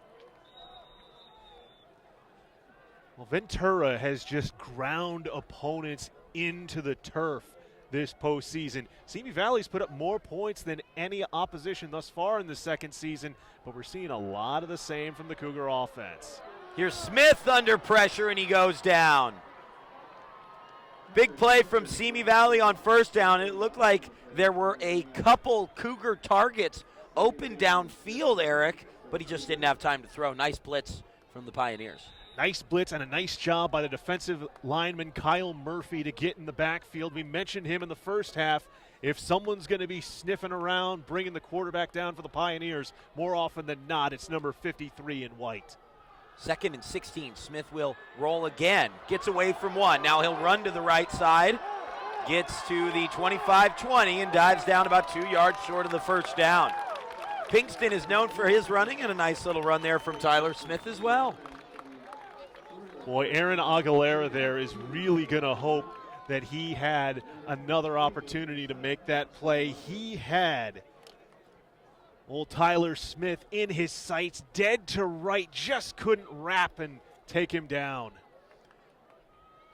4 wide. Palacios is the H-back, now goes in motion to the left side. You must think the Cougars will run behind him with Peralta. They do, and Peralta is stopped for no gain. 4th down and 2. So Ventura could try a 39-yard field goal and make this a 12-point game.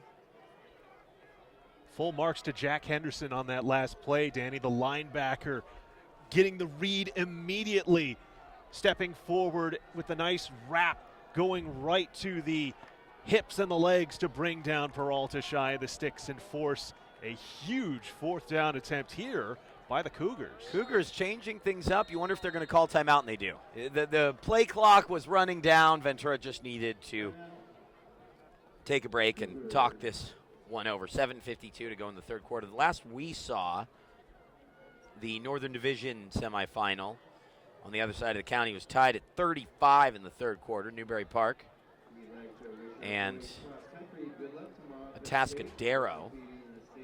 This is the VCSPreps Game of the Week presented by AAA Travel. For all your vacation needs, visit your local Ventura County Auto Club office in Ventura, Camarillo, Thousand Oaks, or Simi Valley. Visit AAA.com/travel. That's AAA.com/travel. It's been great to have all of you with us all season long here, culminating in this semifinal on Thanksgiving weekend. A happy Thanksgiving to you and your family. Seen so many familiar faces here that either played football at Ventura or attended Ventura. And they're now here to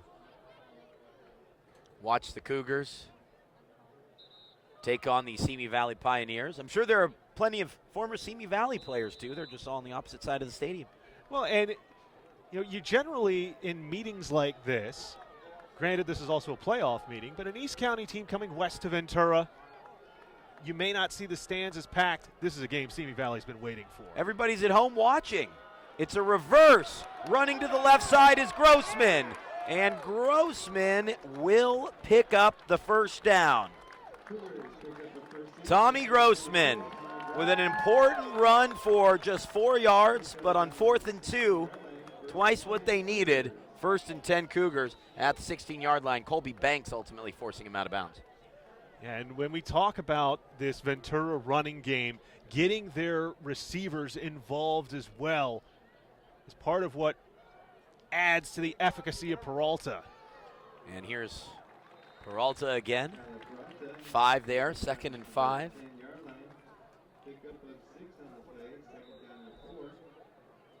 Ventura with a 9-point lead. They could extend it to 16. Still 2 scores, but that is you're starting to reach critical mass in the ball game if it goes beyond a 2-score game, particularly as the clock continues to churn. Here's Peralta, nice cutback toward the end zone, diving in, touchdown Cougars. That run perfectly personifies the type of football player that Tyler Peralta is. His 2nd score on the night, 143 yards unofficially on the ground. The brilliant cutback and almost baiting that defender at the goal line to have a go at him. Somersaults over the top to make it a 29-14 ball game. Sometimes in these situations, Eric, when teams can take 16-point advantages, I guess you take the points, but sometimes, as there's a penalty flag down, sometimes I would consider going for 2 and extending it to a 3-score game. Well, particularly if Simi Valley got caught jumping here. Christopher Lutton off the edge, the player who blocked the kick after the flag, and it is in fact going to be a penalty against Simi Valley. So Danny, with that happening, your thought of may as well go for 2 to possibly make it a They're 3-score changing it up. game? They have decided to go for 2. Coach Garcia is heeding my advice. I think you see that a lot. If Ventura is going to go for 2, they might have to call timeout, though. We'll see when the ball is spotted and how much time they do have. I will say this, that a lot of times you'll see late in a game where a team can make it an 8-point advantage. Let's say they were up by 1 point, score a touchdown, can make it 8. I would go for 2 in those situations, make it 9, effectively end the game. We just don't see that happen a lot in football, and I guess, you allow the other team to take a risk of getting the 2-point conversion, but especially in the college game, I think you go for 2 in these instances and make it a 3-score game. The difference between it being a 2 and 3-score game is monumental. There's the timeout, by the way, Danny, that you mentioned, although that being the 2nd timeout of this second half of play. We'll see how that may figure into things moving forward. This is a critical point in the ball game. And I really love your thinking because, even if, worst case scenario for Ventura, they don't come away with the 2 points here, it's still a lead of 15, so Simi Valley is still going to have to go for at least 1 2-point conversion if they can score a pair of touchdowns. 1, to get them back in that slotting, but 2, they're going to have to stop Ventura somewhere between the first score and the second to be able to tie this ball game up. Yeah, and I think that with what Davis Pinkston can do as well, this is a team that is dangerous when they only need to pick up 3 yards. But if you do this, you make up for the missed PAT, you extend your lead back to 17, probably behind Tyler Peralta. You're going to be in a pretty nice position if you're Ventura, up 3 scores with this defense. So one way or another, I think it's a good call for the Cougars, and we're in agreement here, and then they completely change their minds after the timeout, and Tristan Kantak's going to kick the PAT. Oh, man. Zach Sauerwein to hold. Oh, but that goes down as kind of a wasted timeout, doesn't it? Yeah, you wonder if Ventura's going to wish they have that extra one in their back pocket a little bit later on. Kantak puts that through. It's 30-14. It was a good theory. I would have gone for 2 still, but I understand Coach Garcia thinking it over and ultimately. What am I talking about? No, I don't. You should have gone for 2. Well, and keeping in but mind, I've never been a coach, so well, I don't Danny, really understand. Also, keeping in mind as well, as we've talked about over the course of this ball game, former head coaches here at Ventura, Brad Stewart, Phil McCune, offense as well as special teams coaches there. Those are 3 really good football minds that are getting together and determining, you know what, okay, it's difficult enough for this Simi Valley team to score against this Cougar defense so far, but if they score, let's make them have to go for 2 twice if they're going to tie it up. Again, I still feel that making a team score 3 times outweighs that, but as I said, I've never been a football coach. Not even on PlayStation? I have there, although I was requested to possibly coach in the Ventura Buena alumni game. Uh-oh. That would have been interesting. So Ventura scores a touchdown, kicks the PAT, and they lead by 2 touchdowns. Up back takes it for Simi Valley. It's more, and more. It's all the way up to the 49-yard line. That is a great bit of coaching and recognition by this Simi Valley special team setup. So many times in the first half, it was Luke Otta, the up man, who was required to come up with the catch. That time you sneak your running back, who's got such straightforward speed there. A great burst now sets you up in great field position. An excellent catch and switch up of things on special teams for Simi Valley. 1st and 10 Pioneers from the Ventura 49 as Pinkston goes up top, and that's incomplete. Is he out of rhythm a little bit, Eric, after, a couple drives have stalled here? The short throws that really start to churn the wheels of this offense, he was able to get a couple on the first drive of this game, but hasn't had that final fine touch that is necessary to keep things going against a top-flight defensive unit like Ventura. 2nd down and 10. Moore running left, and Moore again, someone had a hand on him in the backfield, but he picks up 3 yards. A lot of yardage after contact for an undersized running back, and now a 3rd down and 7. Must be something in the water over in Simi Valley. Undersized running backs low to the ground. River Mesa, the great running back over at Royal High. Drew Moore, another 1,000-yard rusher for the Pioneers. 3rd and 7. Pinkston with time. Now he's flush. Now a Cougar has a hand on him. Stays on his feet. 5-yard loss on the sack ultimately. Cameron Reed with the play. His 6th sack on the year. And it's 4th down and 12. And one of the things, again, as we spoke with Coach Garcia in the build-up to this game, is the swarming ability to get to the ball of this Ventura defense. You saw Pinkston, a couple of great escapes in the backfield there, getting away from 2, 3 black shirts. But after he does that, he's got 2 more coming at him and a safety coming late to add extra support. Now he has support with 3 players set to block in front of him. Pinkston is the punter. And there's a stoppage of play. Delay a game against Simi Valley. And that's not necessarily a penalty, Eric, where you are about to punt from the 42-yard line of the opponent. You're backed up to the 47. I mean, you're just giving Ventura 5 more yards there and better field position as Tommy Grossman's back deep to receive.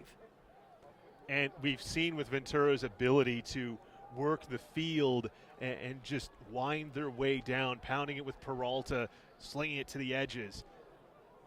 Got to try and flip field position as best as possible. This is a great punt by Pinkston. What a punt from Davis Pinkston.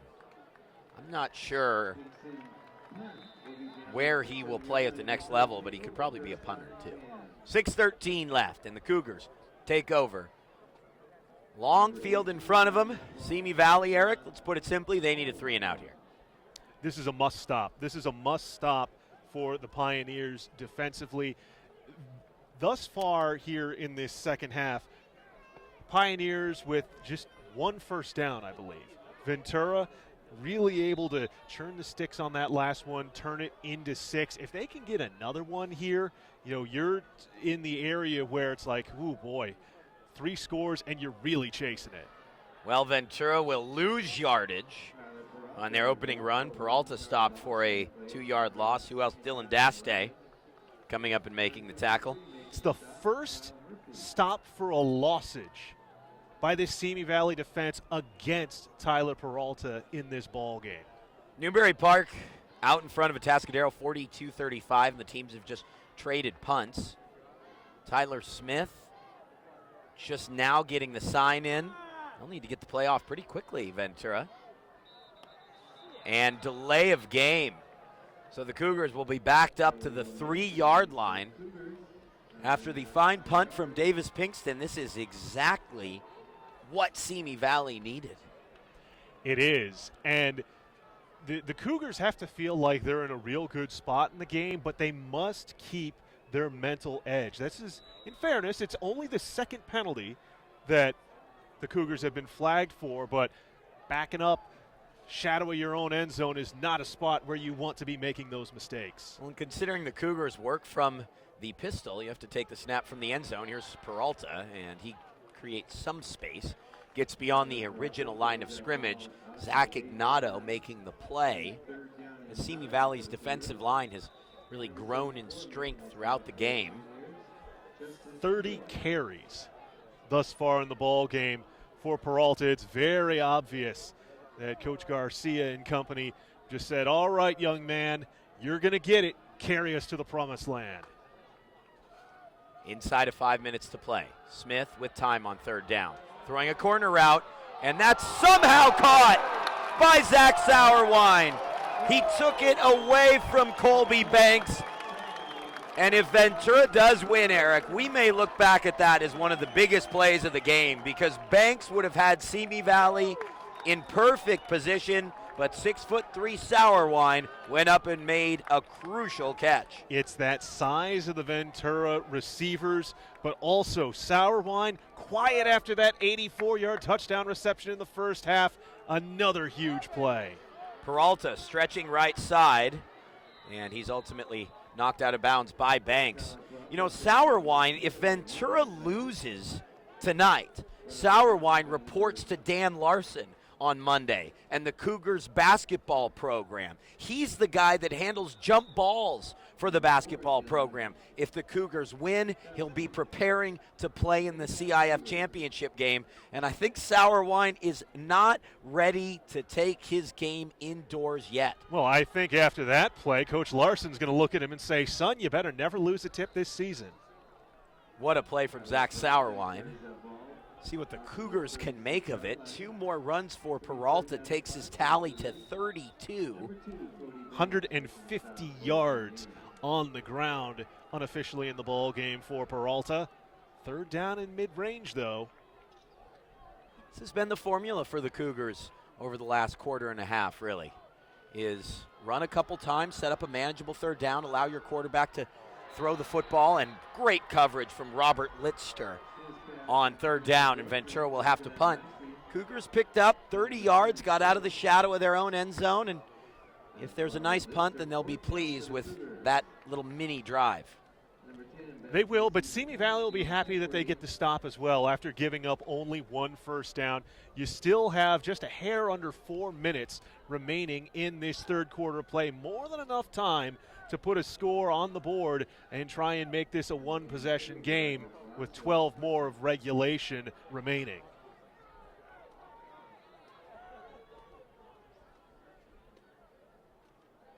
It's a fake for the Cougars? No, it's another Australian rules kick, and the ball's fumbled.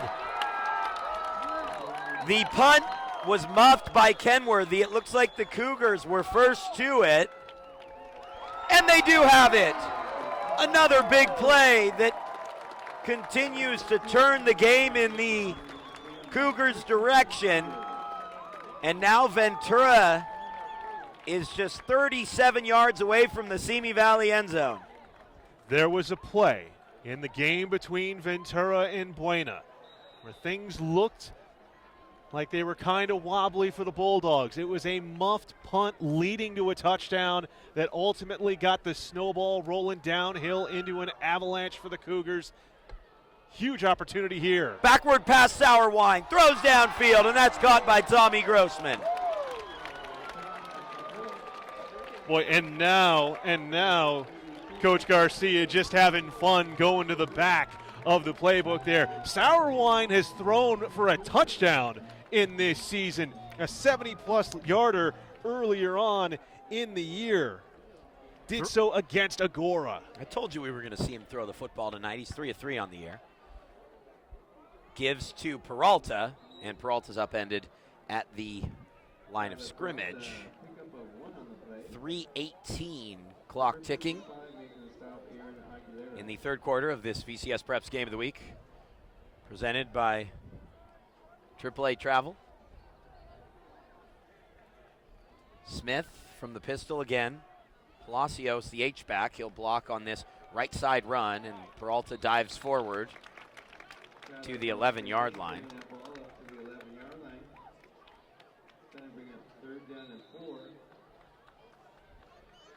Third and 4 for the Cougars. A field goal would do here, though. It'd push it into that 3-possession territory. One thing I'm looking at here, though, there's a lot of hands on hips for this Simi Valley defense. That issue of tiring them out, the Cougar game plan, working thus far, although a big stop on third down here is leading the way, plugging the hole at the line, Zach Ignato. And now Ventura with a decision to make on 4th down and 4, and the field goal team will come on. You know, I'm surprised after that successful trick play, the pass downfield from Sour Wine, Ventura didn't look to go back to the air and take a couple shots at the end zone. At the same time, though, you take an additional 2 minutes off the clock, and you know, when you get to a point where you can make it a 3-possession game with less than 2 to play, this is no good. All right. There you have it. There you go. I had to jump in there. They couldn't push it to a 3-possession game. Cantac sprayed it wide right, 30-14. The other thing to keep in mind, though, is Simi Valley is going to have to go near the length of the field. You know, starting from Absolutely. their own 20-yard line. Granted, the pieces are there to be successful in this, but thus far, you know, you haven't seen that real extended movement from the Pioneers offensively.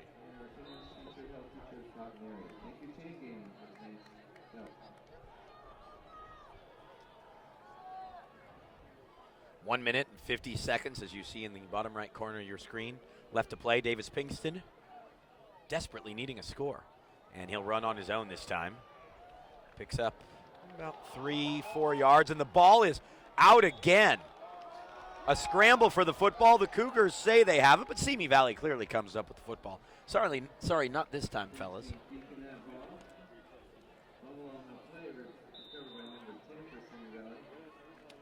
One of the few times that we've seen Pinkston with the designed run, although the filling forward by the linebackers, Carter Woodruff, just like a shark smelling blood, beeline to the ball carrier. Pinkston to throw the out route. That's complete. Logan Alexander. Alexander steps out of bounds. Nice completion to Alexander. 3rd down and 2. Keenan Moran on the tackle.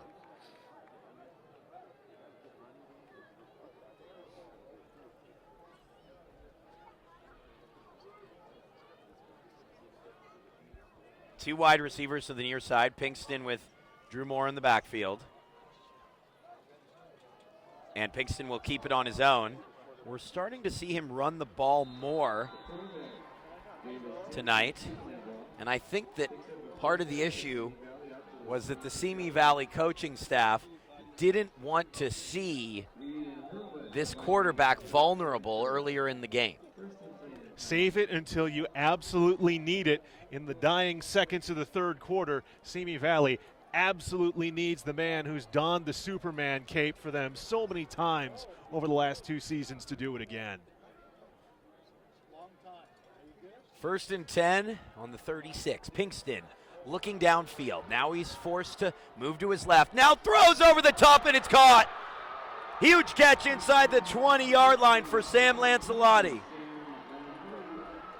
And there's that multitude of targets coming through once again. Lancelotti, the 7th separate Pioneer to come up with a catch in the ball game.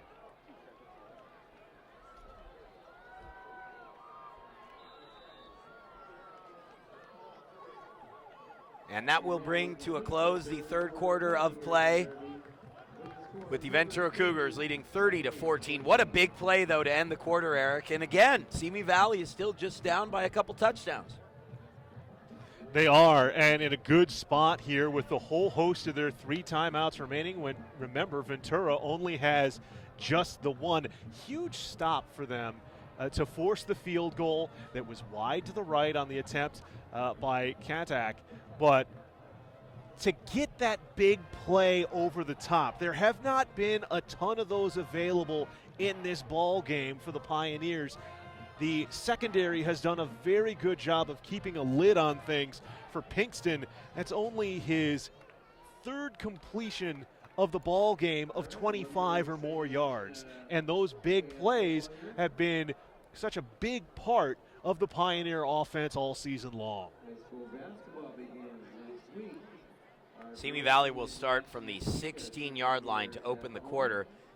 If they do score a touchdown, that initial 2-point conversion attempt will be absolutely massive here on the VCSPreps Game of the Week presented by AAA Travel. Hey, for all your vacation needs, visit your local Ventura County Auto Club office in Ventura, Camarillo, Thousand Oaks, or Simi. Just head to aaa.com/travel. Again, AAA Travel has been instrumental in the Ventura County Stars coverage of prep sports in the region this fall. And we hope that as you all book your holiday travel, you do it through our outstanding sponsors. Also, our wrestling program begins next week. Wednesday night is that Black and Gold League. Come on out, support. Should be quite a conclusion here, Eric. We can tell you that the other game in the Northern Division is tied at 42. Newbury Park driving in the 4th quarter of that game. Davis Pinkston will go back to work here. Fakes to Drew Moore. Pinkston runs left side, and he is ultimately thrown out of bounds at about the 12-yard line. You know, Ventura took the lead 4 minutes and 10 seconds into this game. They did not lead for a 57-second period, but other than that, they've had the advantage the entire time. You know, based on how this team has played all season long, the focus on the play style, and you've seen the swarm to the ball in every instance against this wide-open Simi offense. 2nd and 6, it's Pinkston running again. Actually, that was a give to Brandon Cook, sorry. And Cook picks up a couple. 3rd down and 4. Number 3 carrying that ball. Another story brewing involving a local coach. Tony Henney's Trabuco Hills team leads Buena Park 17-7 at the half. That would be a 3rd straight CIF title game trip for Coach Henney. He's done so much with that Trabuco program. 3rd and 4. Pinkston, fade route, end zone. Boy, that was a fun battle, wasn't it? Both players went up for it. Ultimately, it was a little short for Sam Lancelotti, and it's 4th down. And I'm not sure, Eric, we can say the game on the line here, but this play is absolutely massive. It almost feels like it, though, doesn't it, Danny? And again, to bring back a point that has sort of been a thread we've weaved throughout this ball game, look at the matchup on that play. You have Josh Januska, the cornerback. We're 6 feet tall versus a wide receiver in Lancelotti, less than 6 feet. Anytime it's a jump ball, that always plays into the benefit of the much taller player. A fade route to the corner there, it's a real tough play, even though it's one-on-one, to ask a receiver to make against a larger cornerback. Simi Valley will need 2 touchdowns and 2 two-point conversions.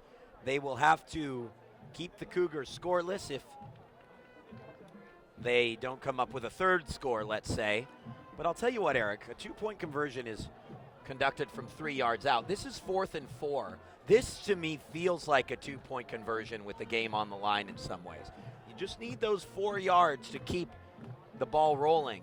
But if you do not get a first down, again, I'm not going to say it's over, but you're moving in that direction very quickly if you can't convert here. I think you need to give Davis Pinkston a run-pass option. Roll him out to the wide side of the field and let him decide. It's almost impossible to cover. You got the 3 receivers stacked up that way. Certainly seems like we could be looking at that sort of option. The crowd comes to its feet. It's a give to Moore, and Moore has the first down. They spread all 3 wide receivers on that side into the far corner, basically, Eric, and then just gave it to Moore on the draw play. Huge call from Ryan Taggart and company on 4th and 4. What trust in the running game. Well, and rely on your senior running back that's picked up so many tough yards for you all season long. 1st and goal from the 5. It's Moore, and Moore will be stopped a couple yards short. But still, going back to that 4th down play, you got to love the call. It's a great call because, I mean, even us, we're up here saying, okay, what's Pinkston going to do? How are they setting up the receivers?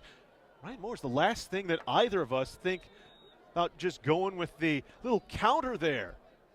Counters it up the gut and setting up in a spot where they have the opportunity to bring this within 1 score, bar it with a touchdown and 2-point conversion. 2nd and goal from the 3. Here's Pinkston, wide to the left, and Pinkston will be short. Rico Stubbs and Tommy Grossman making the tackle. Now, one thing I'll say here is that while Simi Valley still very much has an opportunity to get in the end zone and score, those 2 tackles short of the goal line have run off another minute and a half of clock, basically. And that's obviously an important factor here. Must score here. On the 1-yard line, got to load up, got to get it in. You would think that they will. Trips to the far side. They spread it out again, and Moore goes into the end zone. Touchdown, Pioneers. They will go for 2. And if they score, they are within 1 touchdown in this game. Could a couple of these missed opportunities come back to hurt the Cougars? Well, it goes all the way back to the first score of the game for Ventura, the 9-yard touchdown pass to Alex Hurlbut. The missed extra point off of that, as well as the missed field goal in the 3rd quarter. Simi trying to make it a 1-score game, down by 10. Pinkston pressured, rolling to his right. He loses the football. It's picked up by the Cougars. And Ventura fans breathe a sigh of relief. It's still a 10-point game. So, 2 scores. 9 minutes, 40 seconds left. Simi Valley does have their full host of 3 timeouts remaining. This is a spot where maybe you get a little bit more aggressive defensively. Send a couple more guys to the back. Attack Peralta, try and rip and strip the ball away. Almost to a spot where you feel like Simi Valley needs to come up with a turnover here. Or an onside kick. You never know. Ventura should surely be ready for that. After seeing it twice already in the first half. I'll tell you one thing. Simi Valley is not going to go quietly tonight. I can assure you of that. You know what, Eric? That's why you don't go for 2 when you're Ventura in the situation earlier in the game. That's why. I told you. All right, everybody up for the kickoff. Back to receive, Peralta. Peralta back to receive, and the funny thing is Ventura now has 9 players just beyond the 50-yard line. It is a short kick, Cougars take it from the 27-yard line. Return man working his way to the 37.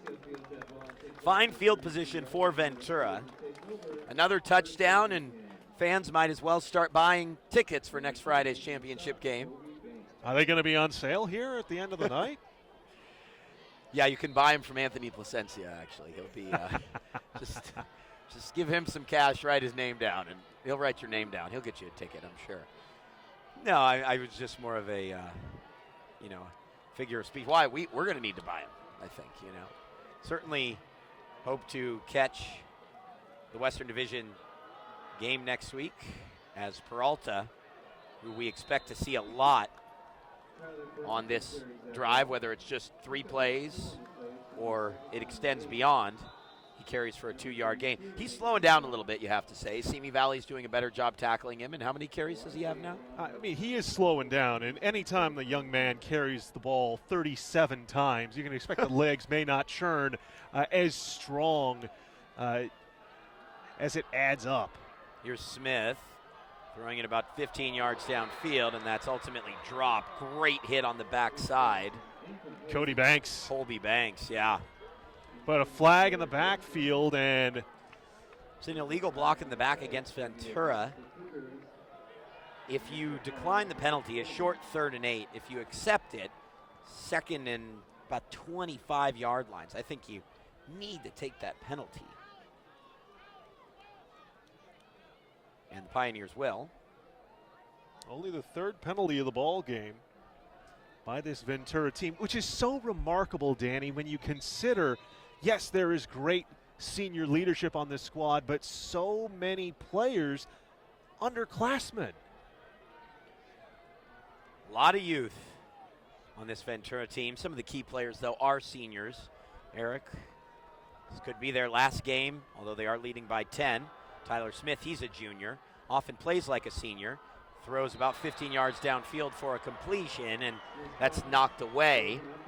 Christopher Lutton, as Smith was seeking out the completion, but Lutton came in and made a nice play. 3rd and 18 for Ventura. Do the Cougars run a draw here? Do you go for it? Take a shot downfield? Well, it's been set up the last few times with the quarterback trying to throw the ball. But your point about Peralta sort of slowing down, since that 10-yard touchdown run, he hasn't been able to get one off for more than 5 yards. Although he runs here, and what a run by Peralta! Other side of midfield. His 38th carry of the game is one of his longest of the night. Boy, this young man continues to defy the odds. Incredible run, Hawk, from Tyler Peralta. Rarely can you give a back the ball on 3rd and 18 and get a first down.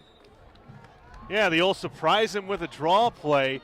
The surprise is when it works, but no surprise here with Tyler Peralta.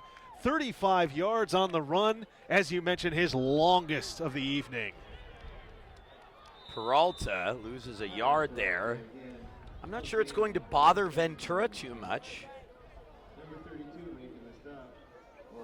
as the Cougars will see the clock continue to run, and I think that that's becoming a very important element at this point. Still not a third of the way through the 4th quarter. Smith now looking to throw downfield. Gets away from one would-be defender, and it's picked. 2nd pick of the night, Colby Banks this time. Huge play for Simi Valley when they needed it most. And Banks was the defensive back who had the near interception on the tremendous takeaway grab earlier on in this half by Sourwine. Comes up with an absolutely huge play there for the 2nd takeaway of the ball game for Simi Valley. And with 8 minutes to go, the gang in maroon and gold still has life. Tons of time for Simi. Cougars get some pressure. Pass falls incomplete. Remember, this is the Ventura defense that Simi Valley is going to have to score twice against in the final 7:57. For the first time on the season, the Cougars have given up 20 points or more. And that may sting their pride. I think they'll be happy if they can leave it at just this number. Tipped at the line of scrimmage. Alex Hurlbut getting his 6'3", 225-pound frame up there to make a nice play. And Simi Valley with a lot of momentum off the interception, but the drive seems to be sputtering a little bit, at least on the opening 2 plays. Well, and this is the most impressive thing to me about this Ventura defense is in each of the instances where Simi Valley's come up with a turnover, they've not even been able to get a first down on the following possession. 3rd and long here. Here's Pinkston, pressured, will look to run, gets away, and Pinkston has some room. Pinkston dives forward. He comes up 2 yards short, 4th down and 2. What do you do here? It's a real tough decision facing the 4th down and a short 2, real long 1. This could very well it. be the game. You have to go for it, Hawk. Pinkston wasting no time. Give to Moore. Moore gets the first down. Great run by Drew Moore. Got through first contact, and ultimately it was Zach Sauerwein there to bring him down. St. Anthony has taken a lead over Grace Brethren 17-14, while Chucky Smith punches it in for the Panthers. Newberry Park leading Atascadero 49-42. Little wheel route to Moore, and he can't haul it in. This Simi Valley offense just isn't functioning the way they have all year, dropping some passes, making some mental errors. Well, and this offense is so predicated on timing, and Pinkston's timing a little bit off here. Not very often you've seen him go on stretches of 5 consecutive incompletions like he's on right now over the course of the year. Certainly not. From the right hash, Pinkston looking way downfield, has a man on the near side, and I think that was complete. I think the wide receiver over there was able to haul it in, Dane Kenworthy. 3rd down and 6, and the thing we know now, Eric, as well, is that all territory, for the most part, is 4th down territory, is 4 down territory, I should say. So even if Pinkston and company don't pick up the first here, we know they're going for it. And it helps, too, having those 3 timeouts in your back pocket, knowing that you can stop the clock. 2 timeouts, I should say. Pinkston, little screen route, complete. Logan Alexander, he's right at the sticks. Thinking this may require a measurement. No, it's a first down for Simi Valley. Big play by Logan Alexander, well blocked downfield to give him the opportunity to It pick is up 4th the down, Ooh. pardon me, Eric, as the referee, the line judge on the far side, looked at the chain crew and motioned to them, move the chains. You know, he made that motion with his hand, just kind of cupped them together and said, all right, let's move here. And now there'll be a spot of the football that Ryan Taggart called for, and rightfully so. From our angle here, I would think this is a first down. You know, maybe just a couple inches short. You know, it sure looks like it with the ball perched with the nose on that hash mark, and where the chains were set, it looked like the lead stick was. Oh, that is as close as it gets. But First down. there. Simi Valley crowd celebrates, Ventura crowd boos. That looked like a first down, and it was. By the razor thinnest Literally of that margins. close, right? Our spotter, Chris Dimmick, up here lending a big-time helping hand. Had the binoculars out, and it is a game of inches. Clock starts again as we near the halfway mark of this 4th quarter. Ventura hanging on to a 10-point lead. Here's Drew Moore. And, you know, with Pinkston struggling, Eric, to complete passes downfield, I think that they have to go to the run game to Simi Valley. They just don't have the time to do that, though. It's a great point that you make, Danny, and something where, you know, in the first half, 11-17 for Pinkston, hasn't had that same sort of precision here in the second half. Let me try to get to that earlier, although. Pinkston downfield has Couillard. makes the catch, and he's out of bounds. Simi Valley working its way downfield. Still trailing by 10. But the Pioneers knocking on the door again. Couillard over 100 yards receiving now, unofficially 101 on his 5th grab of the ball game. Pinkston throws a quick little route to Bunker. Bunker at the 15, and he's hauled down a half-yard short of the first. Atascadero has scored a touchdown with 3.5 minutes to go. They went for 2 and were stopped. The Newbury Park Panthers lead by 1.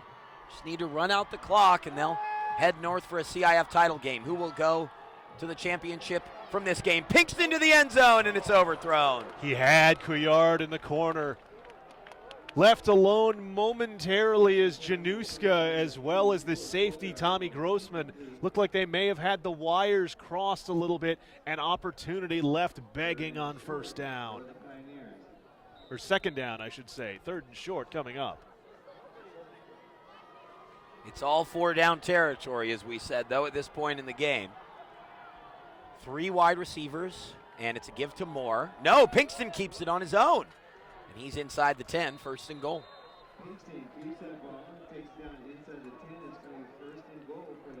You know, I said that Pinkston kind of jokingly before the game was going to need a Vince Young type performance to come back and win this thing. And you know, I called that game many years ago, the USC-Texas game, and the way Simi Valley has gotten back into this contest, it has that kind of feel, Hawk, that Ventura's had the opportunities to put away the Pioneers, and they just haven't made the plays they needed to.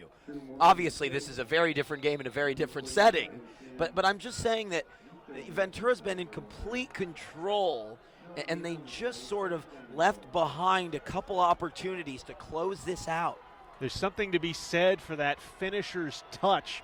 Another thing to keep in mind here. It's a give to Moore, and Moore will be stopped again outside the 5. As much as we've made point about the amount of time that's been ticking off that clock on this drive, keep in mind that's also time that the defense for Simi Valley has had to regain its wind and get what would be another need-to-have stop on the next possession for Ventura. The crowd rises to its feet on 3rd down and 6.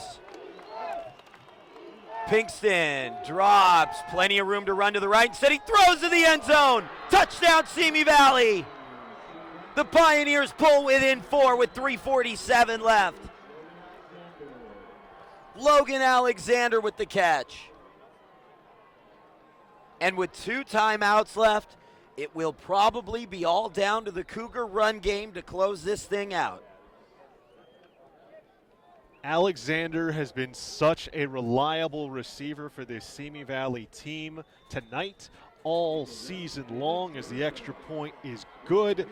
7 receptions tonight, his first for a score there from 6 yards out, 73 yards receiving for Alexander, and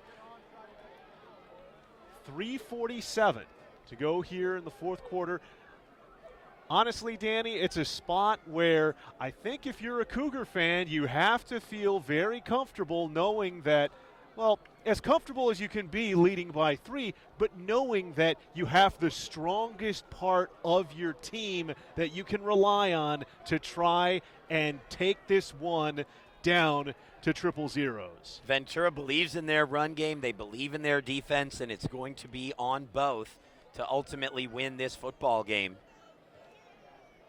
Palos Verdes leads West Torrance 28-10. The winner would likely play Palos Verdes in the championship game here in Ventura County. There's still 10 minutes left in that contest, but could be the Sea Kings and the Pioneers or Sea Kings and the Cougars. Simi Valley with a bit of an onside kick. It really wasn't a direct onside kick, was it, Eric? Just kind of a squibber up to the 45. Yeah, one of those slow-rolling worm burners. 3rd time we've seen a short kick attempted onside from Simi Valley in the ball game, first time here in the second half. And now, the one thing that does, though, Danny, is field position. Even if the Pioneers get the 3 and out, they're going to have to work from deep in their own territory unless they can come away with a turnover. Tyler Peralta in the backfield with Tyler Smith. He'll get the carry on first down, and he gets 1 yard. And Simi Valley's electing to use their timeouts immediately. A bit surprised by that, are you? Well, save as much time as possible. And, you know, again, this is very much looking forward.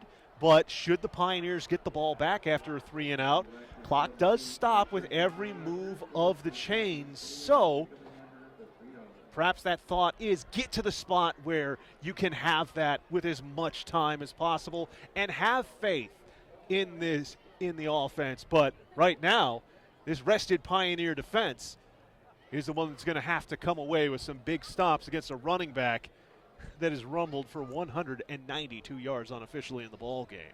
If the Cougars do go on to win, it'll probably mean that Peralta has picked up a first down, and you would have to think it's one of the more memorable playoff rushing performances in Ventura football history. It would mean the Cougars would host a CIF title game. They have 9 yards to go here on second down.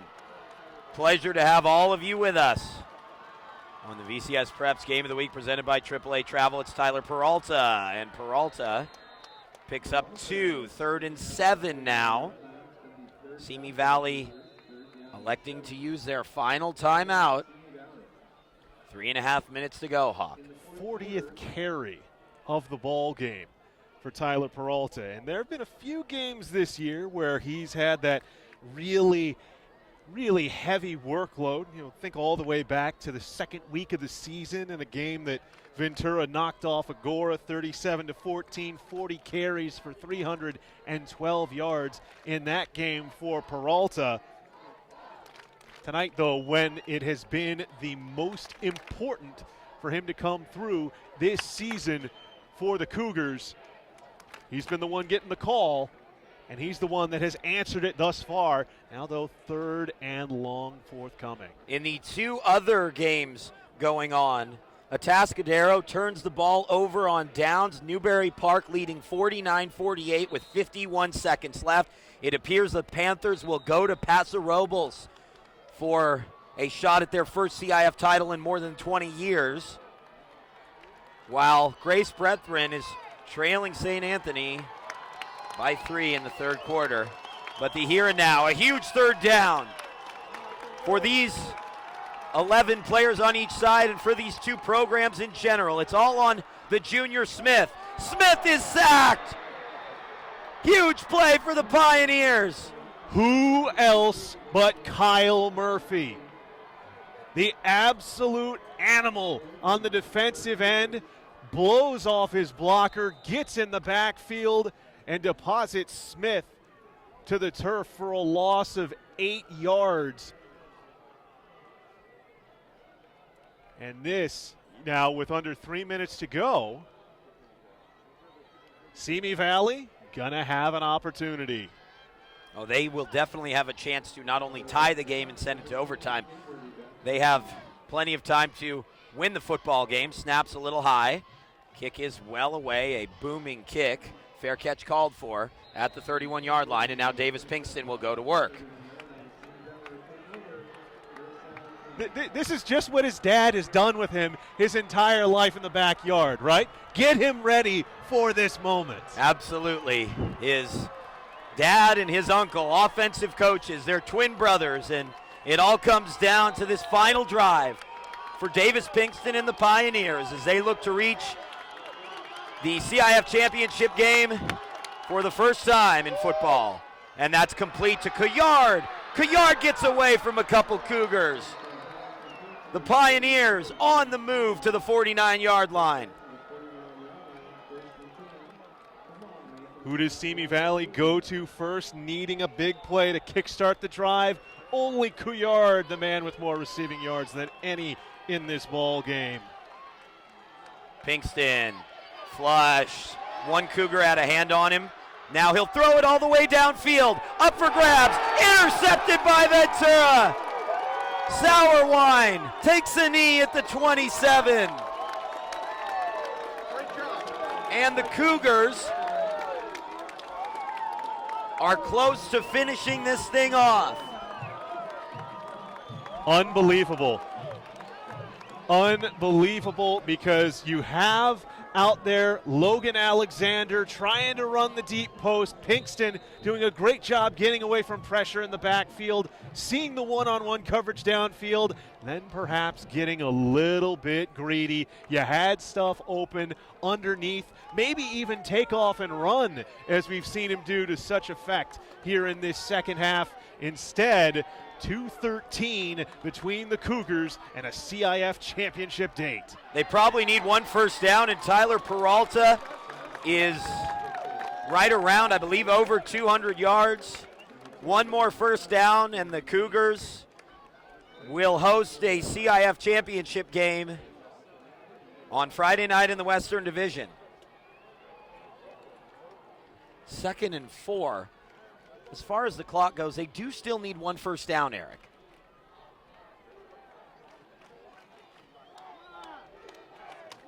Load up, run behind the big boys that have helped Peralta put up more yardage. Stretches wide left, a nice cutback from Peralta.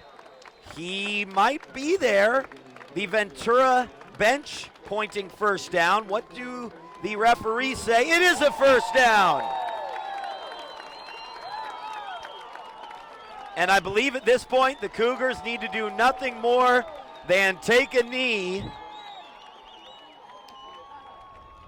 get into victory formation, and they will win this Western Division semifinal.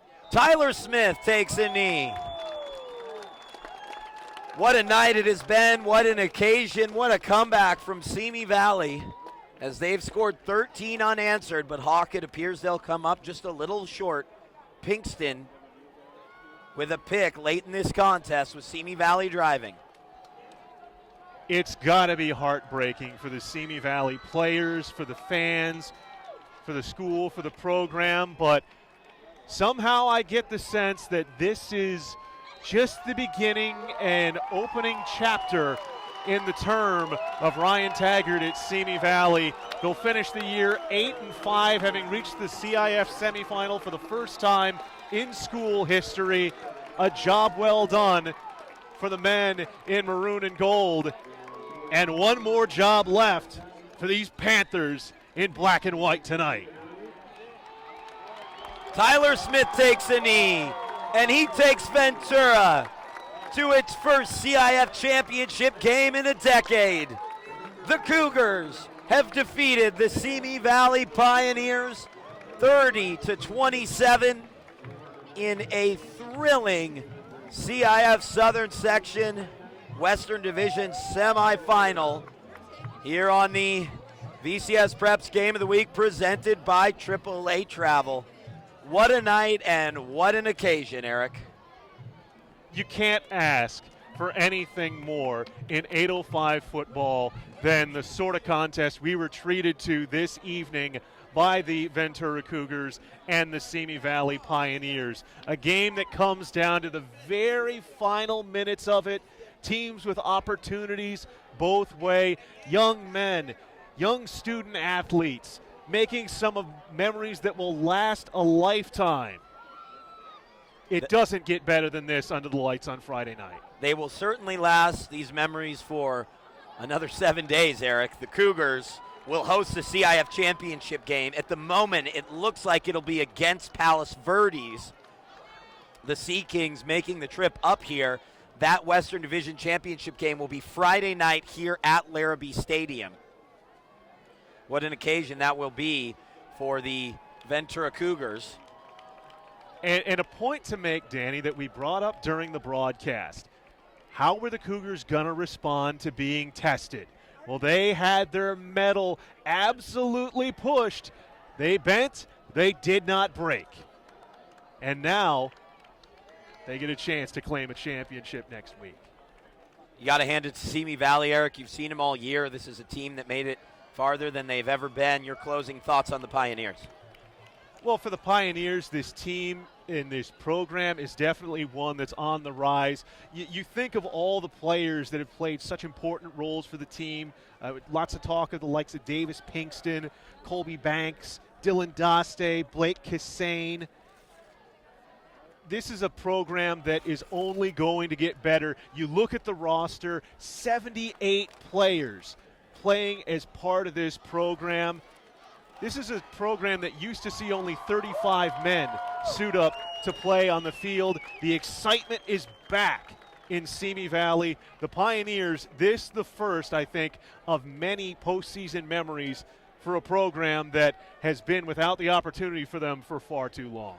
The excitement is here at Larrabee Stadium. It will continue until next Friday when the Cougars host the CIF championship game in the Western Division. The Ventura County Star will have complete coverage leading into championship week, as it appears both the Cougars and the Panthers will play in decisive title games this Friday night. It's been an absolute blast to be with you this entire season.